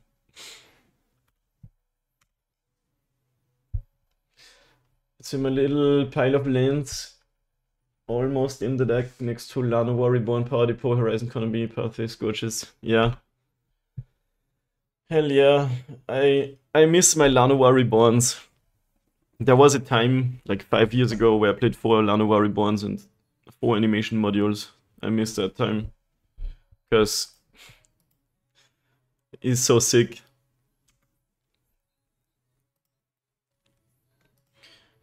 Like, back in the day, there was no prismatic ending and shit, and you could just grind games out with the animation module. What's a Saga? Always a nice draw. So I can't really prevent this Kaldra from hitting the battlefield, but as usual, I'm not really that scared of it. It's just a 5/5 beater.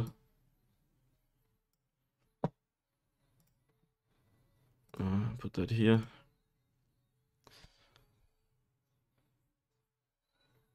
But I think I'm gonna play out the Ballista because then they might not want to do the block and protect thing.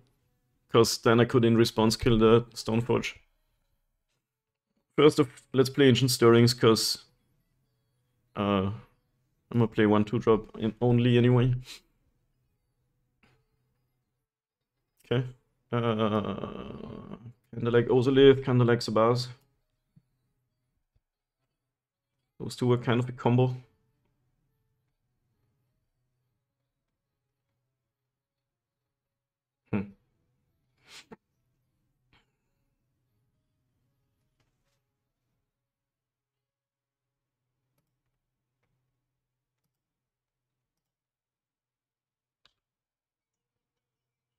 Colo Terrorita. Alright, so let's play the Ballista. Then we attack. And if they do the block and protect, we can just take out the Stoneforge if we want to. But I think they might not do that, because they want to put the Kaldra in.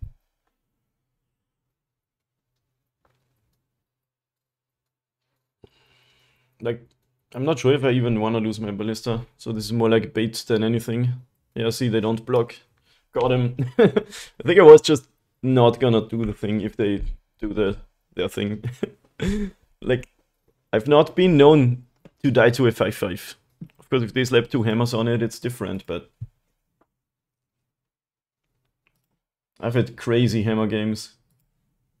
Ghost Quarter, so it might not actually be hammer time, maybe it is Orzhov control. Sadly can't regenerate my land, but I get another land anyway, so... Now, I wish I had Mountain, honestly, but Mountain is not a good card in this deck, generally speaking.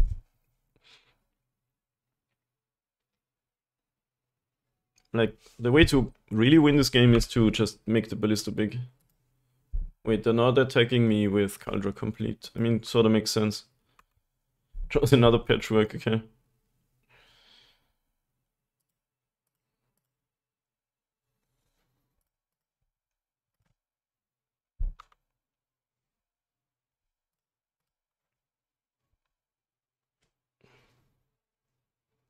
I sort of wish I took that Ozolith, because we could let a Patchwork get exiled by Cauldron Complete and then Ozolith onto Ballista and win the game that way.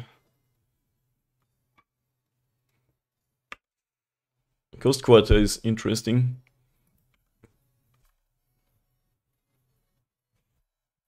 Banger song.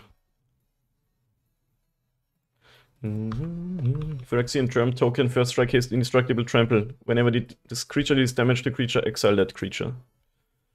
Notably, we can block it with Sagas, and Sagas dies, it doesn't get exiled. That only happens if your creature doesn't die in combat. Like, if I regenerate it, would get exiled.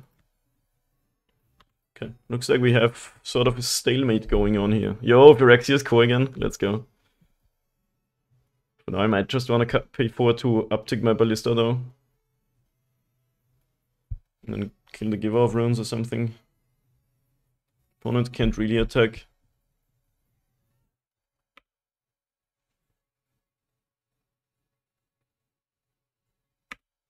Yeah, I'm okay with chillin'. Not sure what they've got, but we'll see. Is it just Death and Taxes, or is it Hammer but weird? Like, why would you play Mono White but not put Hammer into your deck? Okay, what you got? Oh, that's kind of sick. But now I'm gonna kill the Stoneforge, I think. Because they might not have an equipment card in hand anyway.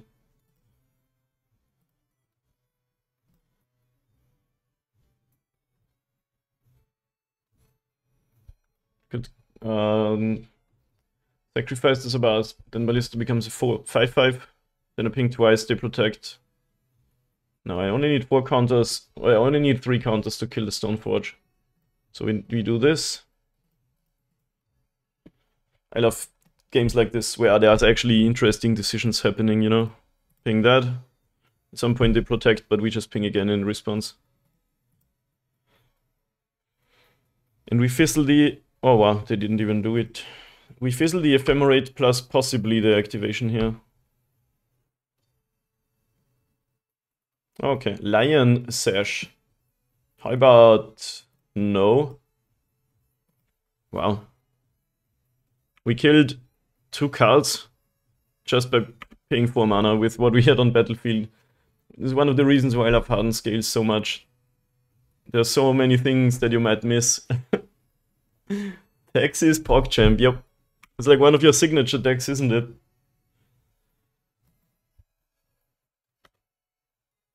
Ancient Stirring. I think I'll cast that.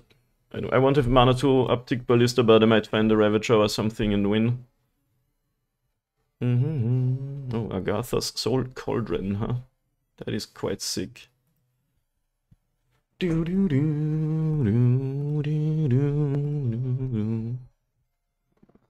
Making all the Patchworks into Ballistas and GG.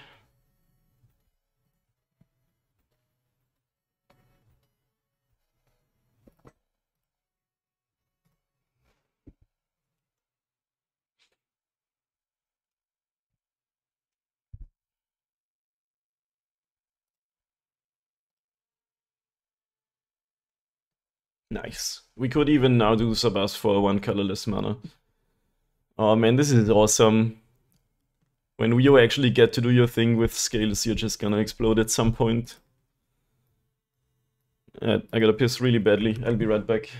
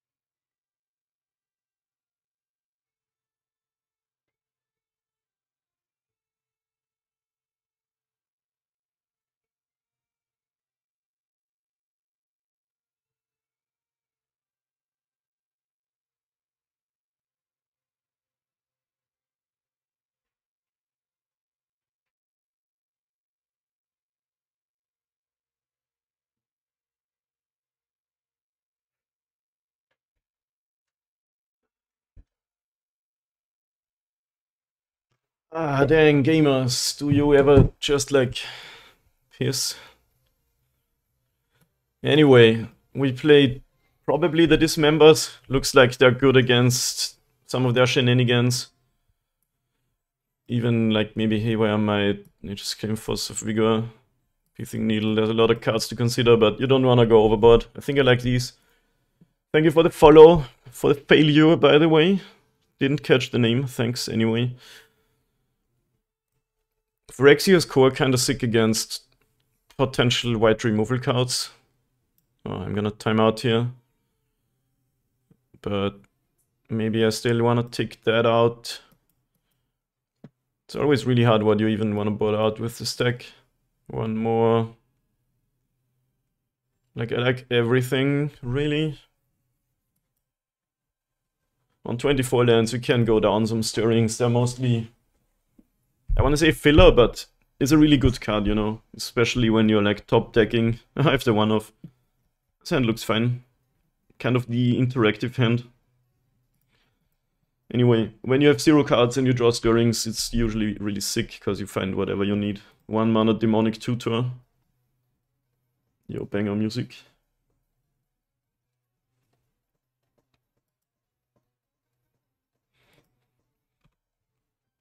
Today's already a great league. We got a really tight match against Murktides and then 1-2, and now we play a probably favored matchup. Do we care about this giver? I don't think for now. Do I want to stir? I think yes. Like, cast the non-artifact cards before the patchwork is out. Probably a good idea. Okay. I'll take a Ravager, I think. Always nice to have that against some white exile cards. Found in late game stirrings is always the second best top deck. First is whatever you actually need, yeah. 5 is a lot for 1 mana to look at. Blackstones of Trocare. Sick. Probably like Emiri or the Sky Ruin even. We have 2 answers to Caldra complete in hand, which is quite nice. What's a Saga is one of the draws ever. If we play that now, like, I don't think we really need to be making constructs, but we can get our tutor value of it in 2 turns. I'm going to play the patchwork out. They can Caldra complete into play. Of course, we can just kill that. They can protect the creature, but we can at least Haywire Might the thing if we want to.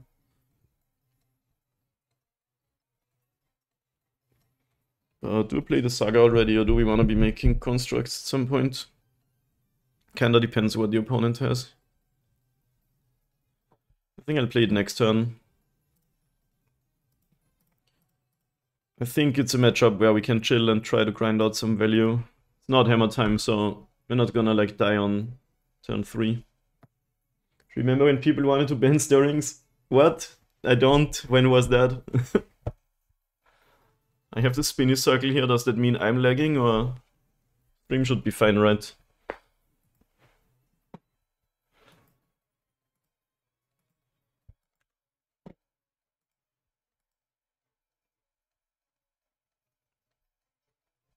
Okay, Tony makes a hasty 5-5. We can just exile the equipment. And then maybe also cast Dismember. We go to like 11 or something, but you know, your life total is just another resource to use while you're trying to stabilize the game. Maybe I should have just already played the Saga to get an Orzhov next turn. Yeah, I think we exile this card and Dismember the Giver.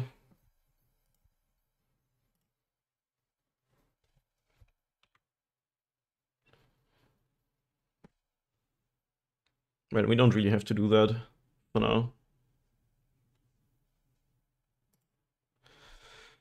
Do we put the opponent on Surge of Salvation? That would kind of suck. Let's just... I'm gonna attack for 2, see what they do.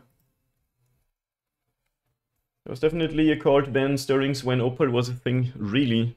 That's insane. I played Scales already when Opal was a thing. Didn't really hear about that, but I believe you.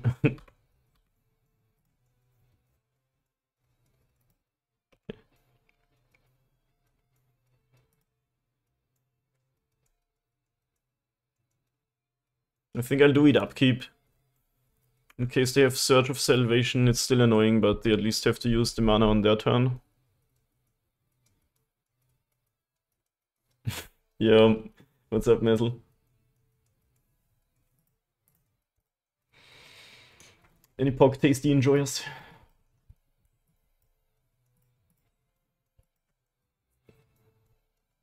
Surge of Salvation, for those who don't know, is a white instant for 1 mana that gives all your permanents and yourself, I think, hexproof until end of turn.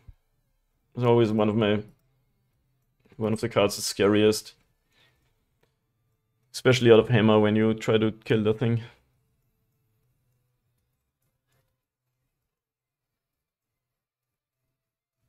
I wonder if the opponent has just a random black thing in the deck so they can actually call it Orzhov Control as the username suggests. Why did I get priority again here? Is that normal? Okay. Probably it is because it's the opponent's turn.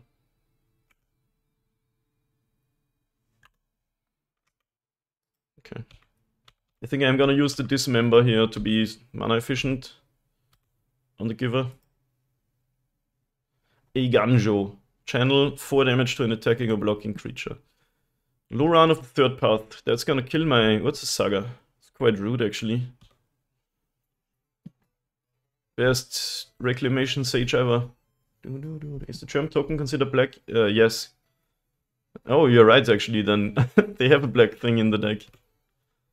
Urza's Saga gone. I'm still gonna Dismember the Giver now, just in case I draw like a 1-drop.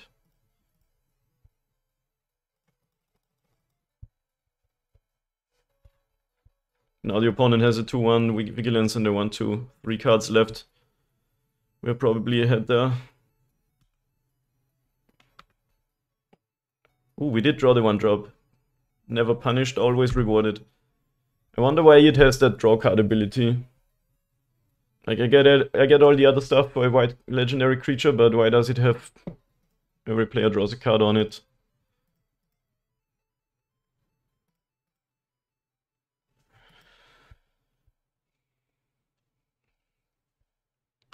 I think we cast the Ravager. We're not really in any danger, and I want to kind of slow roll this Ballista in case they have removal.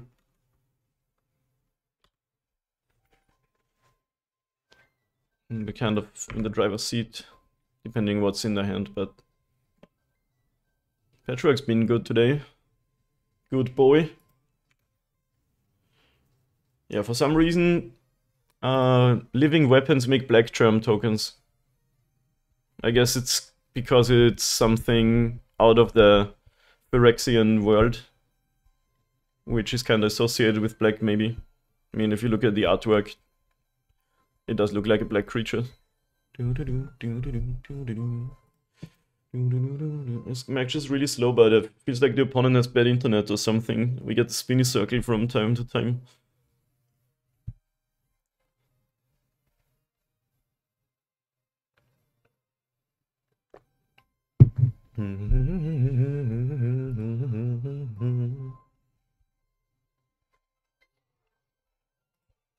Yo, thank you for the failure. It happens to the best of us.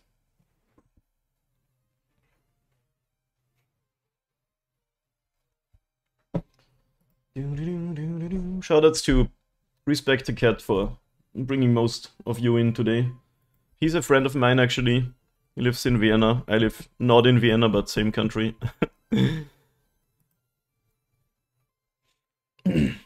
Yeah, technically Orzhov is the best kind of Orzhov. Okay, this is getting a little bit boring now, because it's so slow, but... Okay, they do have the Solitude. You don't have to do it end step if you cast it for free, honestly, but you do you. Exiles. Click the ward card. Come on, click the ward card. Probably a Solitude moment, then it makes sense that they do it end step. Probably, not Solitude, Ephemerate moment here. In which case I lose everything. Last card might be Ephemerate, and then that's very strong for the opponent. Do we want to gain a life? Probably not, just... Yeah, because this deck did this way, it makes me think they must have Ephemerate, right? But we'll see.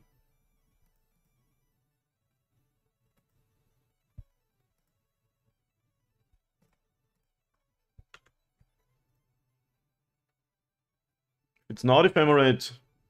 We're ahead, otherwise we're probably dead. Because we lose every creature and they have 3 creatures. But it's not over until it's over.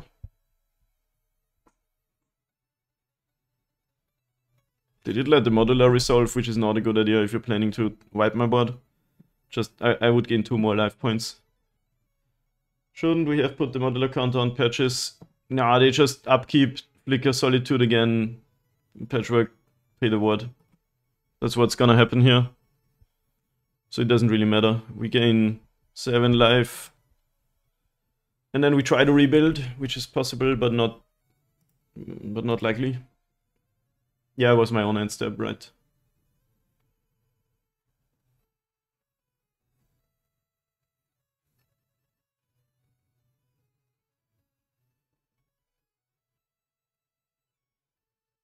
Yeah, I wish we had sort of a window here where we could have gotten the Ballista down with 2 counters, but that wasn't really a thing. So... we'd have to just outdraw them now hard. Oh, they flickered the Loran, that's actually quite interesting. So Solitude can attack and we don't gain life.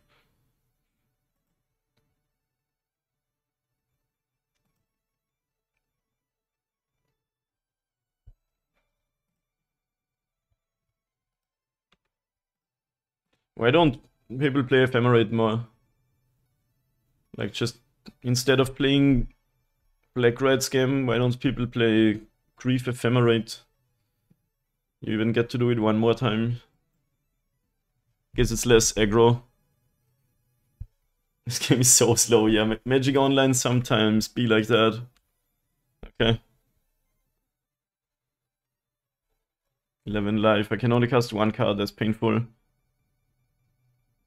So...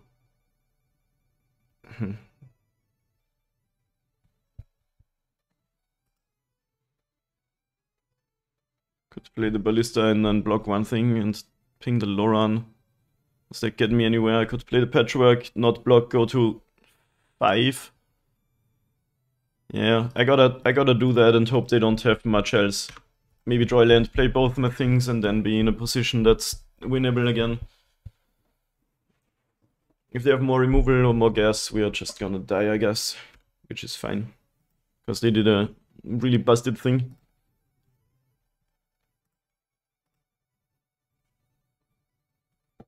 I guess I'm still okay with how we played, because if I don't dismember the giver, it also doesn't prevent the whole ephemerate thing from happening. Okay. We could block the Loran to trade. But I can also wait.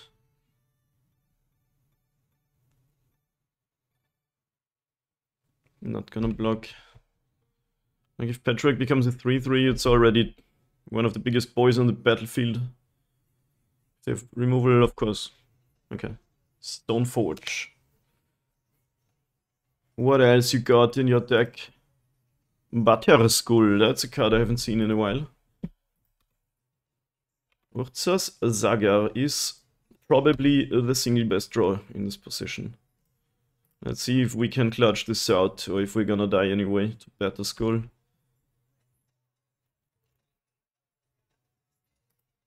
And this Butter Skull and another card in hand. But it might be land, might be something that doesn't do anything, because they wanna put in the thing and step.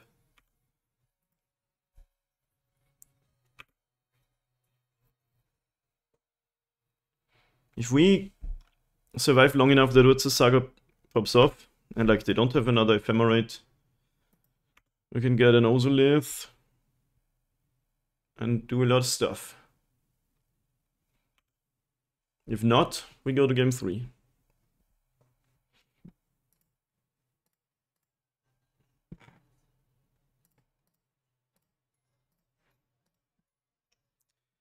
Skagleaf Apparition. That's a card I haven't seen in a while. It's a really cool ephemerate deck. Every white card with ETB. The battlefield effect.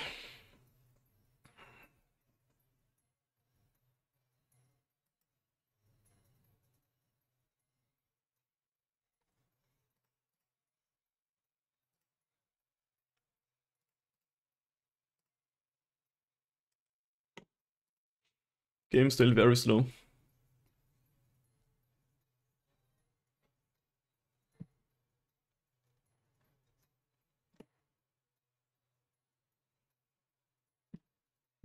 Still gonna sack the Ravager, I think.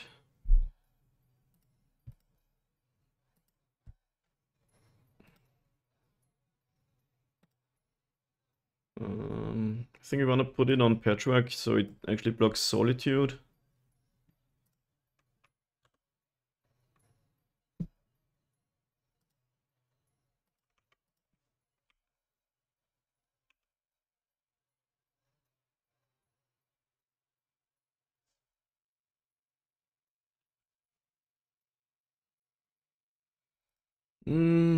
Diago 2/2 is a bit low against this board. Can jump block and kill the Loran.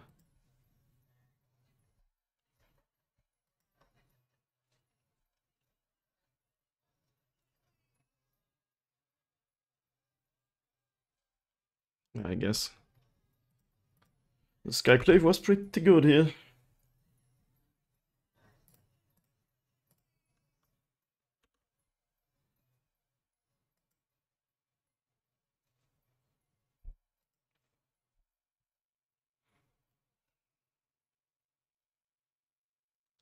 Okay, what do we want to see? Like, Sagas is probably the best draw, because we can also make a thing. Hardened Scales is not amazing. Could actually be dead. Probably not quite dead. What if we draw Soul Cauldron next turn? That would be kinda sick.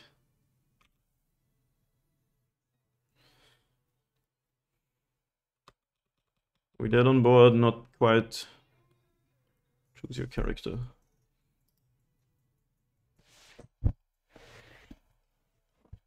It's not looking good for the home team for now. If we draw Cauldron, it would be kinda sick.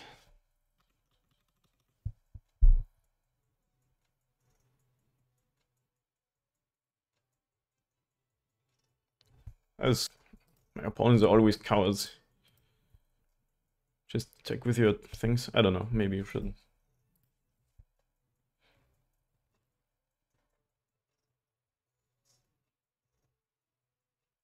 Okay.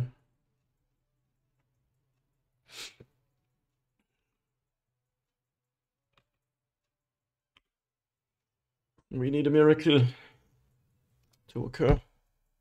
And it is Walking Ballista. Does that do anything? We can grab a Isabas, cast a Ballista. Destroy Isabas, have a 5/5 Ballista around. It's kind of good. Not yet winning the game, but pretty good.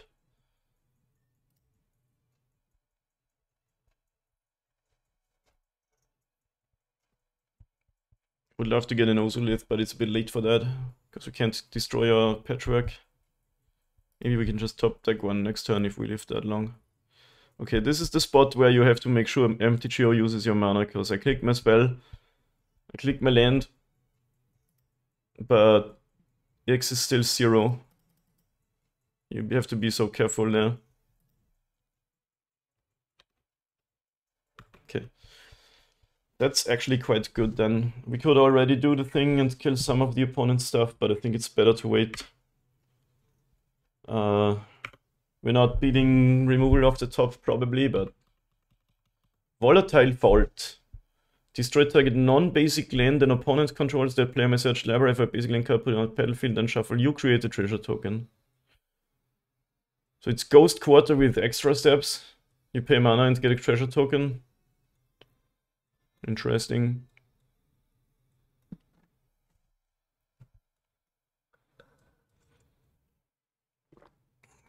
No, they do something, gamers. Gamers, no.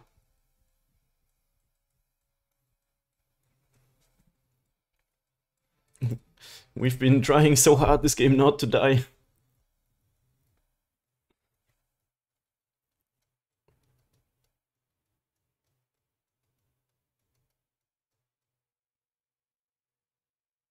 Ah, they do Solitude.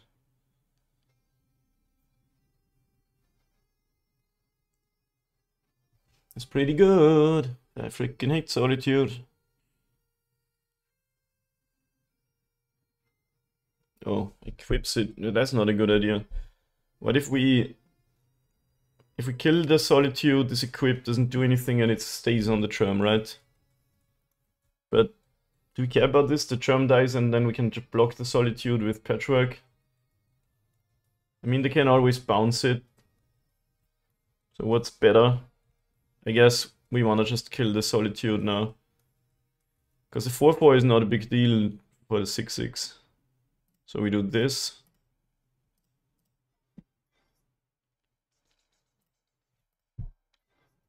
Fuck bees.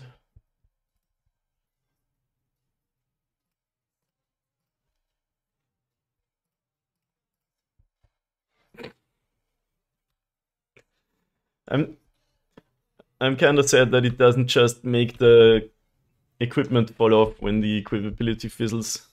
That would have been funny. No attacks. Are we turning this around, gamers? Feels like we might... Arcbound Ravager, huh? Alright, let's cast that. It's a card that exists.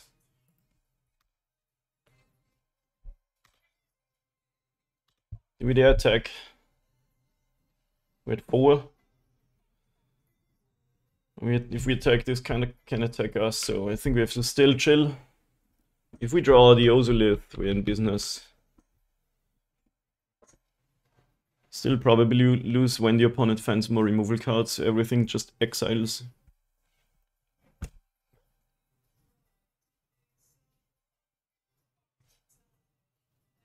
Leonine Arbiter. Yeah, okay, that resolves. Respect the cat, everybody. I think that was his inspiration for the username, right?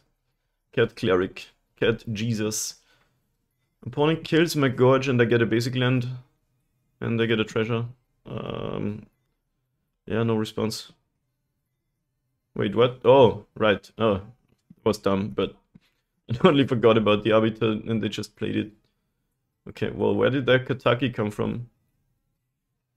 Was it... Oh yeah, there was last card. That's fine though, we can ping it. I have not seen Kataki in a while. I'm actually kinda okay with how I played this, even though I should have kill the Arbiter to get my basic, but now I get to kill the Kataki easily.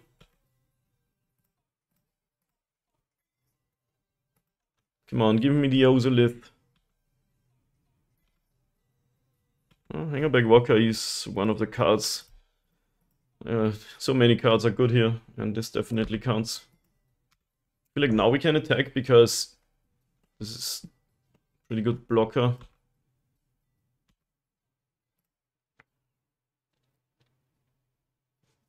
Okay, they have 0 cards. Oh, they just concede. Wow, okay. We don't straight up win here, but we are now pretty far ahead. We can sacrifice 3 things into the Ravager. It goes to 8. We can make Ballista an 11-11. And they have to double jump. I wouldn't do that. Because if I don't straight up win, I lose to them drawing removal spells. But we are very far ahead. Still don't love them conceding, honestly. I would play that, but whatever. We got it. 2-0 against... We got triple Solitude. Our board was empty, and I was like, I'm not gonna concede. We got this. Alright, see you round 5. Here's our 5th match. We're on the play against the Flex. What's up? The old one-lander. Every time I put more lands into my deck. We do have the Springleaf Drum Glimmer Wasp combo. But if I keep this hand, I have to play the drum first. If I don't draw a land, I have to go Glimmer Wasp, Hardened Scales. If I do draw a land, I can go Patchwork, draw, but I don't have Scales out yet. Probably a mulligan. With another land, it'd be sick. Okay, then no creature draw. I guess I keep that on 6, but it's really bad. I don't wanna go to 5.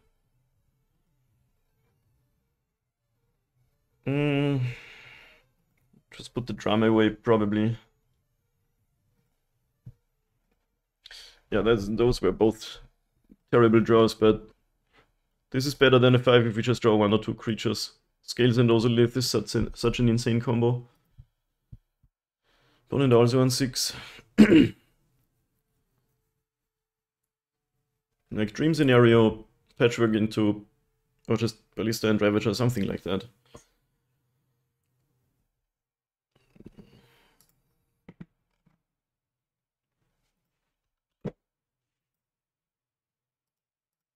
Hardened Scales. Yo, banger music. Yawgmoth, probably. Yep. I am a delighted 2 opponent. Cauldron. Cauldron's pretty good against Yawgmoth because they're also sort of a graveyard deck. But if we get no creatures, it doesn't do anything. We need a Ballista and more stuff.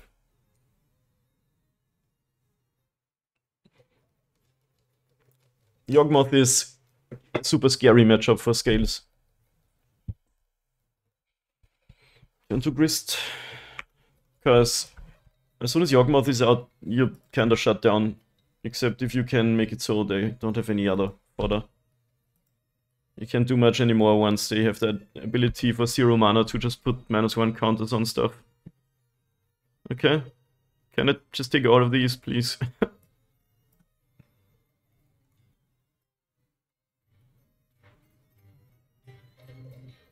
Is there any world where what's the Saga is the best keep here?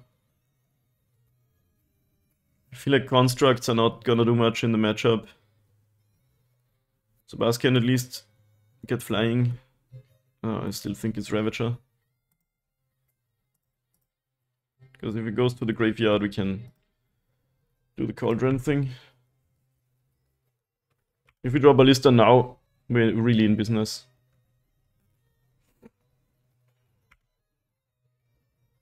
Walker is great. They can just cast Yawgmoth though, and we kinda dead. Welding Charm might come in relevant here through this Grist.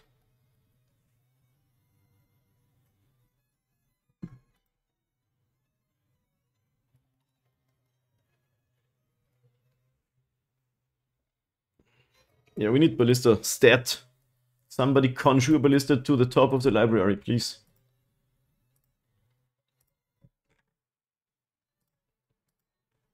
While the opponent's doing the turn, you guys want to see something cool? I built this today. Isn't that awesome? Lego Nintendo 64 logo. And it spins. So cool. My brother designed that. He makes Lego stuff. So awesome. And I saw that and I was like, dude, I need that. And he just gave me the parts to assemble. Fucking amazing. Opponent's stuck. Yeah, posted a video of it on my Twitter, just in case you want to check that out.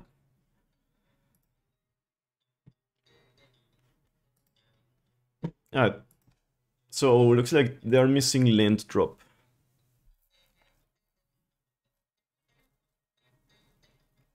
Give me either Ballista or Hangerback Walker, please. That lets us do a lot of stuff.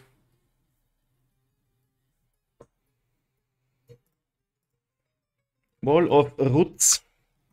Notably bugged on Magic Online. Not relevant yet, but the ability is not programmed as a mana ability on Magic Online. Which means you can't activate it in the process of casting a spell. Which is relevant if it has only one toughness. And you wanna both tap it for Convoke and add a mana. Because you can do that in paper, but not on Magic Online.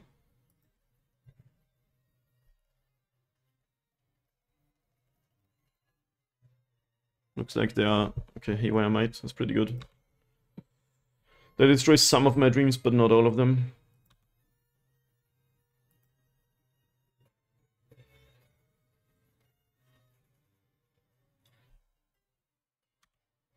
Yeah, I really need that Ballista TBH.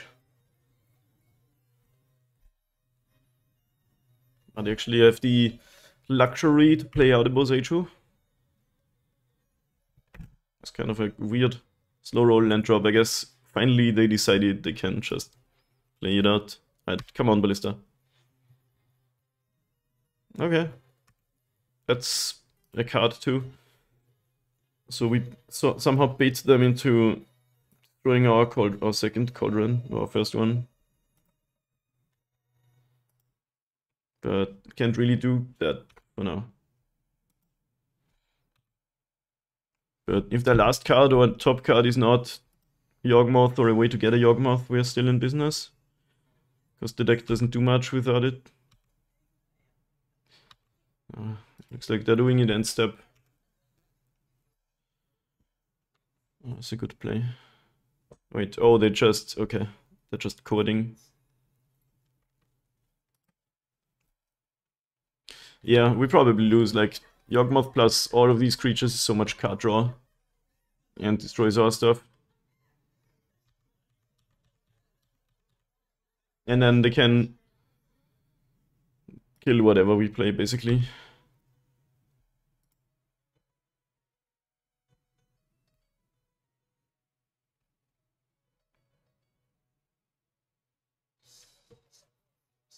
I'm gonna sacrifice him to get 2 Orzhov counters and they don't draw the card. But at this point the game's pretty much over. Modular to the opponent's Haywire Might.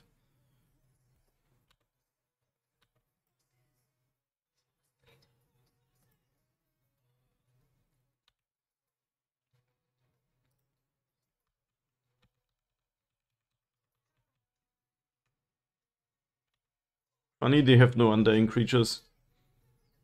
But this is still just so much card draw that they might even actually straight up kill us. Maybe not through the... Oh yeah, we have that, so... I'm gonna eat their might, just so they can't put it under their own cauldron. Probably not, doesn't matter much here. No need to regenerate.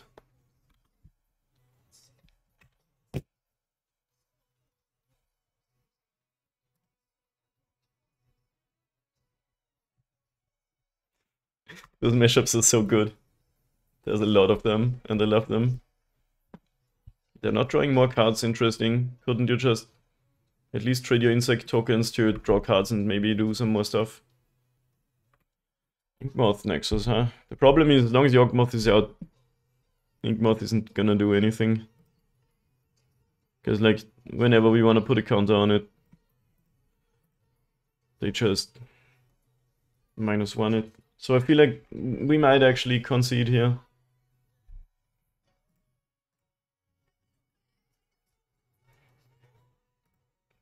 But let's try to see if the opponent plays correctly.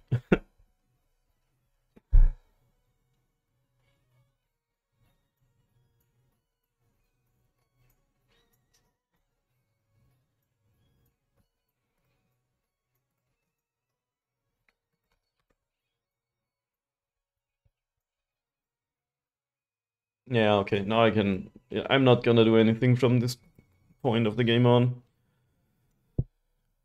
This matchup's really hard, but we can do it. We have the Dismember, the Needle, and the Cage, which is pretty good against that deck. Relic. Relic's a bit meh. Might to kill Cauldron.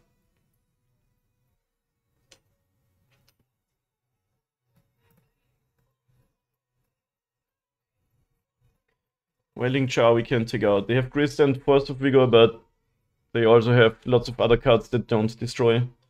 Like Terrace Sunder and, well, the -1 shenanigans.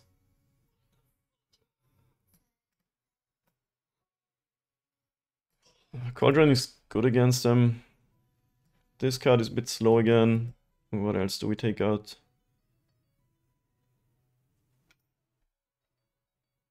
On the play, maybe one of the, what, this K1's 23 lands, probably fine.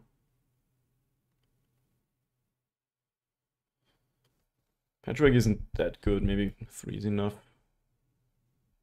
Like, they have lots of... Actually, maybe I want less even. They have just so many random blockers. The Patchwork alone. I'm not playing Shadow Spear, so it's not gonna do that much. It's good with Cauldron and Ballista, but you can't have that every time. Okay, wow. The only Urza Saga draw. You can go Drum, Patchwork, Scales. I'm gonna try this. It's a little bit whack. I feel like it can do it. Hopefully we draw more lands and can use one of these later. But even if we just have to play them out this way, it's fine.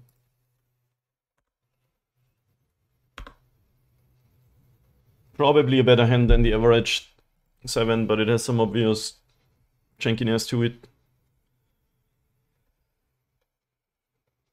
Isn't it funny how this random uncommon mana dork had such a big impact on many constructed formats, because 2 toughness is just huge. And then the legendary clause is also just awesome. Nice draw land.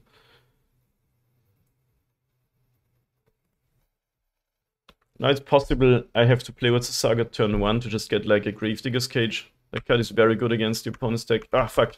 Ah, I accidentally pressed F4. I was gonna obviously use my drum to cast Scales. That was kind of very bad.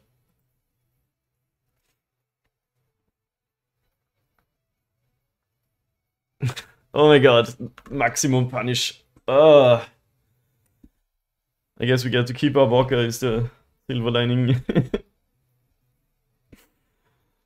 Sometimes in life, mistakes are made, and there is nothing you can do about it.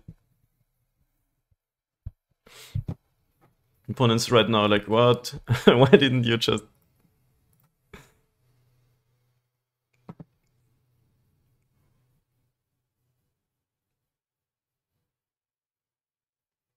Harpatra. It's a cool card. Okay, another land. I guess we play a Walker on 2. Probably better than making a dork.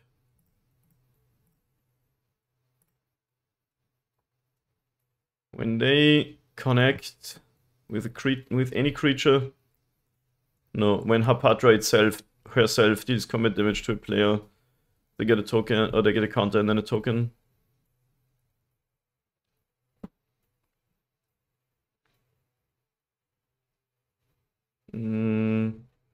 Yeah, let's play a walker on 2 and plan to block the human.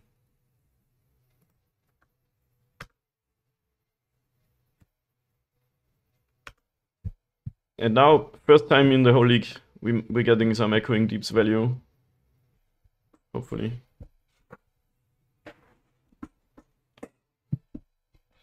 Agatha's Soul Cauldron is a good card.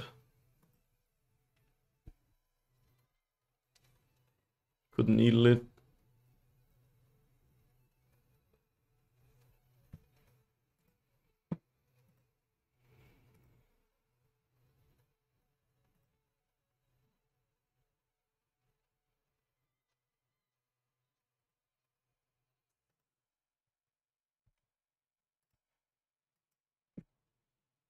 Fatal push. Ah, that's pretty good, because then they can make a Patra 3-3.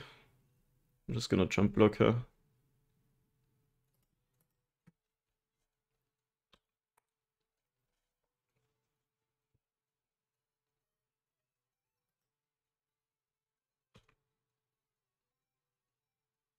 Where I might is a draw, because now I can get something else.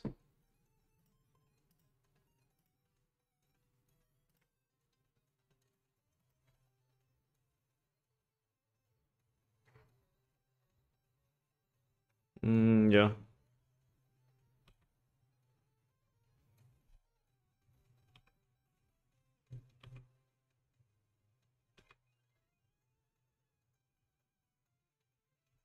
So do I want to get a card that stops the opponent's stuff, or do I want to go roll along my own game plan? I think since I'm copying my Urza Saga eventually, I might want to get a cage or a needle for now.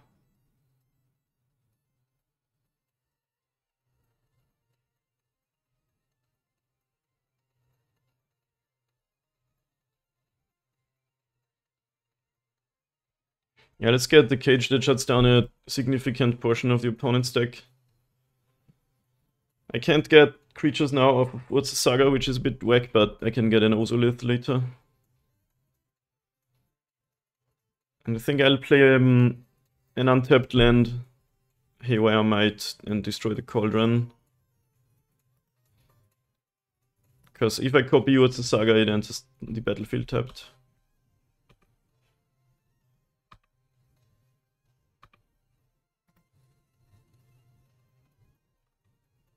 You wanna have blockers for this?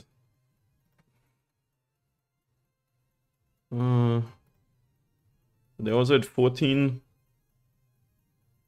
They probably don't have another fatal push. They could have the Grist, but that also means they sacrifice one of their creatures. Let's take that out.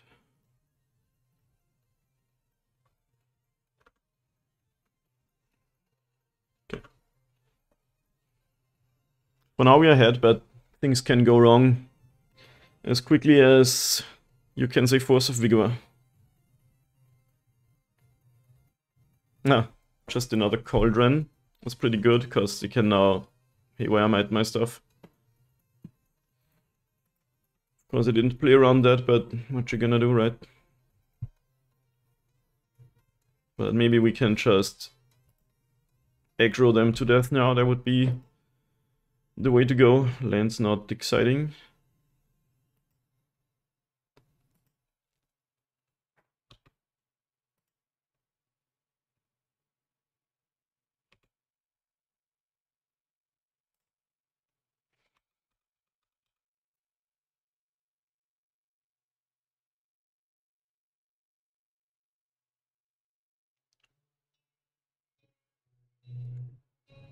Okay, this wolf is gonna die. Not come back. Don't think that's the good idea, opponent. Because next turn they could sacrifice something else and enable the Undying again. So they probably missed that.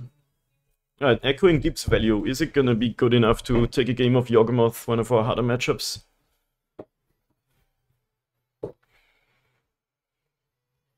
They still can't cast any of their two-door cards, but they can trade this halfling to get rid of my cage. Or just put it on Hapatra, is that a good idea? I guess they're planning to hit me with her. So, like, I think it's better to put the second counter here, but you do you. You can still put one now, so. Do I want to double block? Just jump.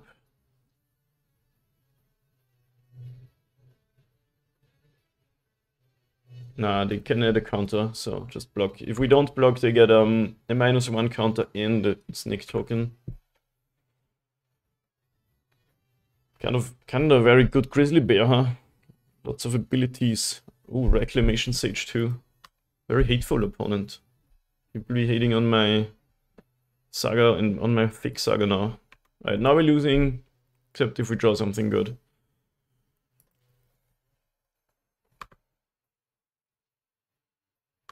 Glimmer Wasp is not bad, but not that good.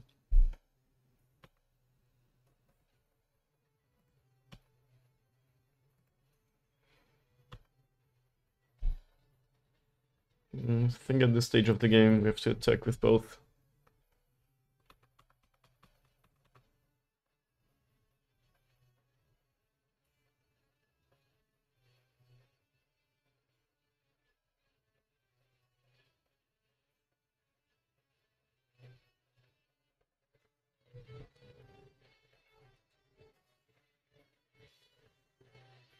I miss my Urza Saga and my fake Urza Saga too. So, the whole league we haven't gotten any value out of that, sadly. Well, I guess Rexage had to destroy that instead of something else, but...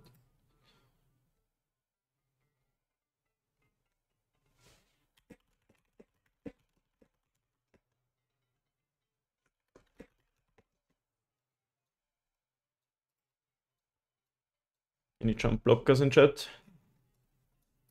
This is a tight game, so...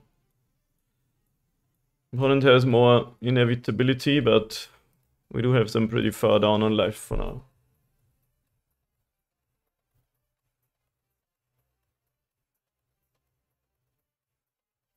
But it doesn't take much for them to just stabilize and win. Getting second Cauldron was unfortunate.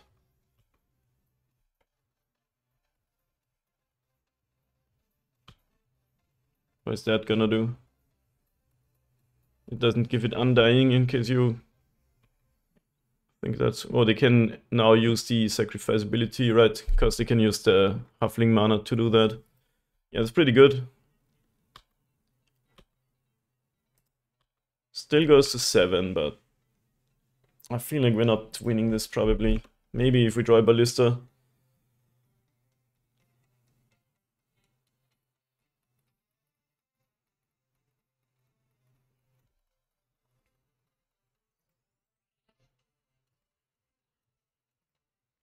You have 2 cards left, 2 creatures in play, 7 life. On board we're winning, but I'm just scared of basically anything they could do. We need our own Soul Cauldron, then we can give our shit flying. Eldritch Evolution unlocked.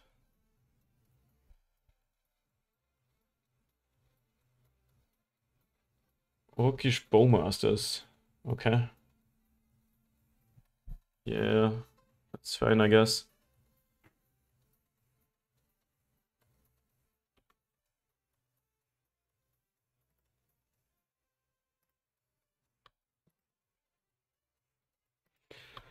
Nice song choice, brother. Unfortunately, this Hapatra is... Oh, I can actually get in now too, yeah. And they put a -1 counter and get a sneak. We need, what, Walking Ballista? Like cast it with 2 counters, kill the blockers. You're dead. Not quite though.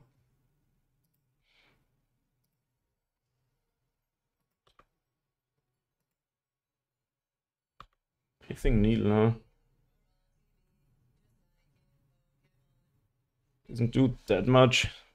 It grows our board and we can needle the Cauldron. But they can just sacrifice anything to remove it. So maybe we need... Okay, let's just play it and see how they respond.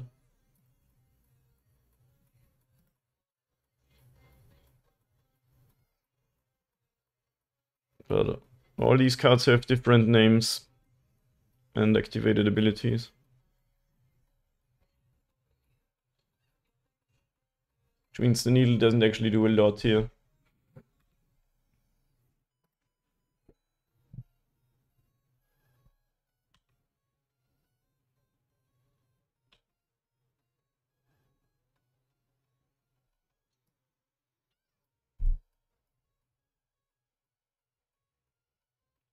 They also have the mana abilities now, that's quite fun.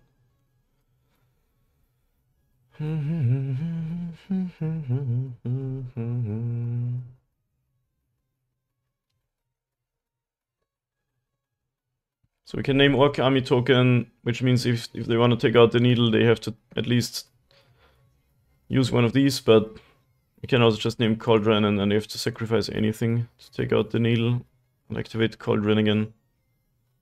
None of these options are actually doing that much for us.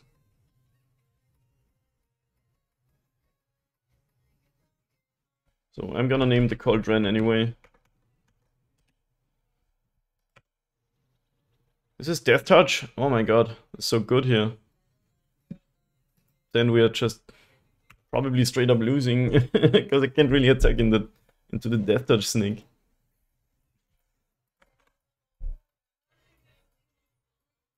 Yeah, this was a rough game. They had...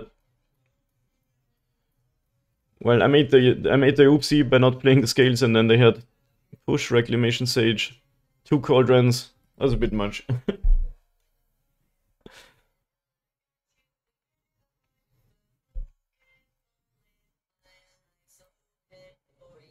This song is so good. Yeah, now they get the... I mean, that's 7 life, but it's basically the infinite.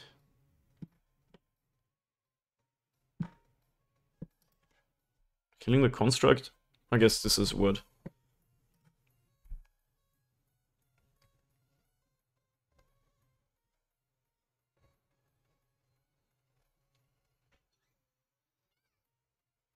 Well, I guess it's not over until it's over. That 4 life, and we have Ballista in the deck.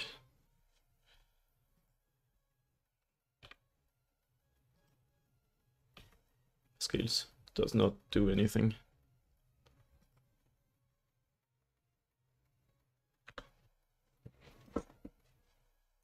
I think the only way we win now is they go to like 3 life and we draw the Ballista. Like they somehow don't kill us. They just need this what's his name? Blood Artist. Which means I'm straight up dead on the board.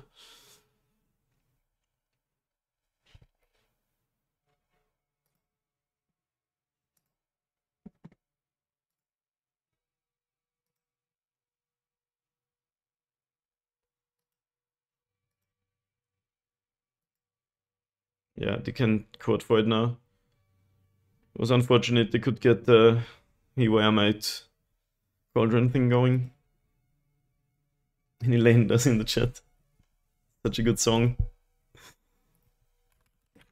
Yeah, Yawgmoth is still a super hard matchup. So what happens now is they sacrifice any creature. They drain us for 1 life, gain a life, and then Hapatra just makes them another creature with her trigger, so it's an infinite. And we get a treasure chest though. Lost to Murktide, lost to Yawgmoth. Maybe we could have won if I didn't like not play the scales out there. I don't know. We didn't really draw much action though. But let's see what's in the treasure chest. Let's go. Still not too sure about the 24 lands, but Knight Errant of Eos, that card's pretty sick. Probably not worth anything, but Needle Spectre. Wither. That's wild. Yorvo. 3 mana 0/0. Terrible. Alright, gamers. That was fun. Thank you for watching. If you're watching this on YouTube, I would appreciate a subscription to the channel. And I'll see you next time if you're watching on Twitch. That is right now. Because we're gonna run another. And yep, see you then.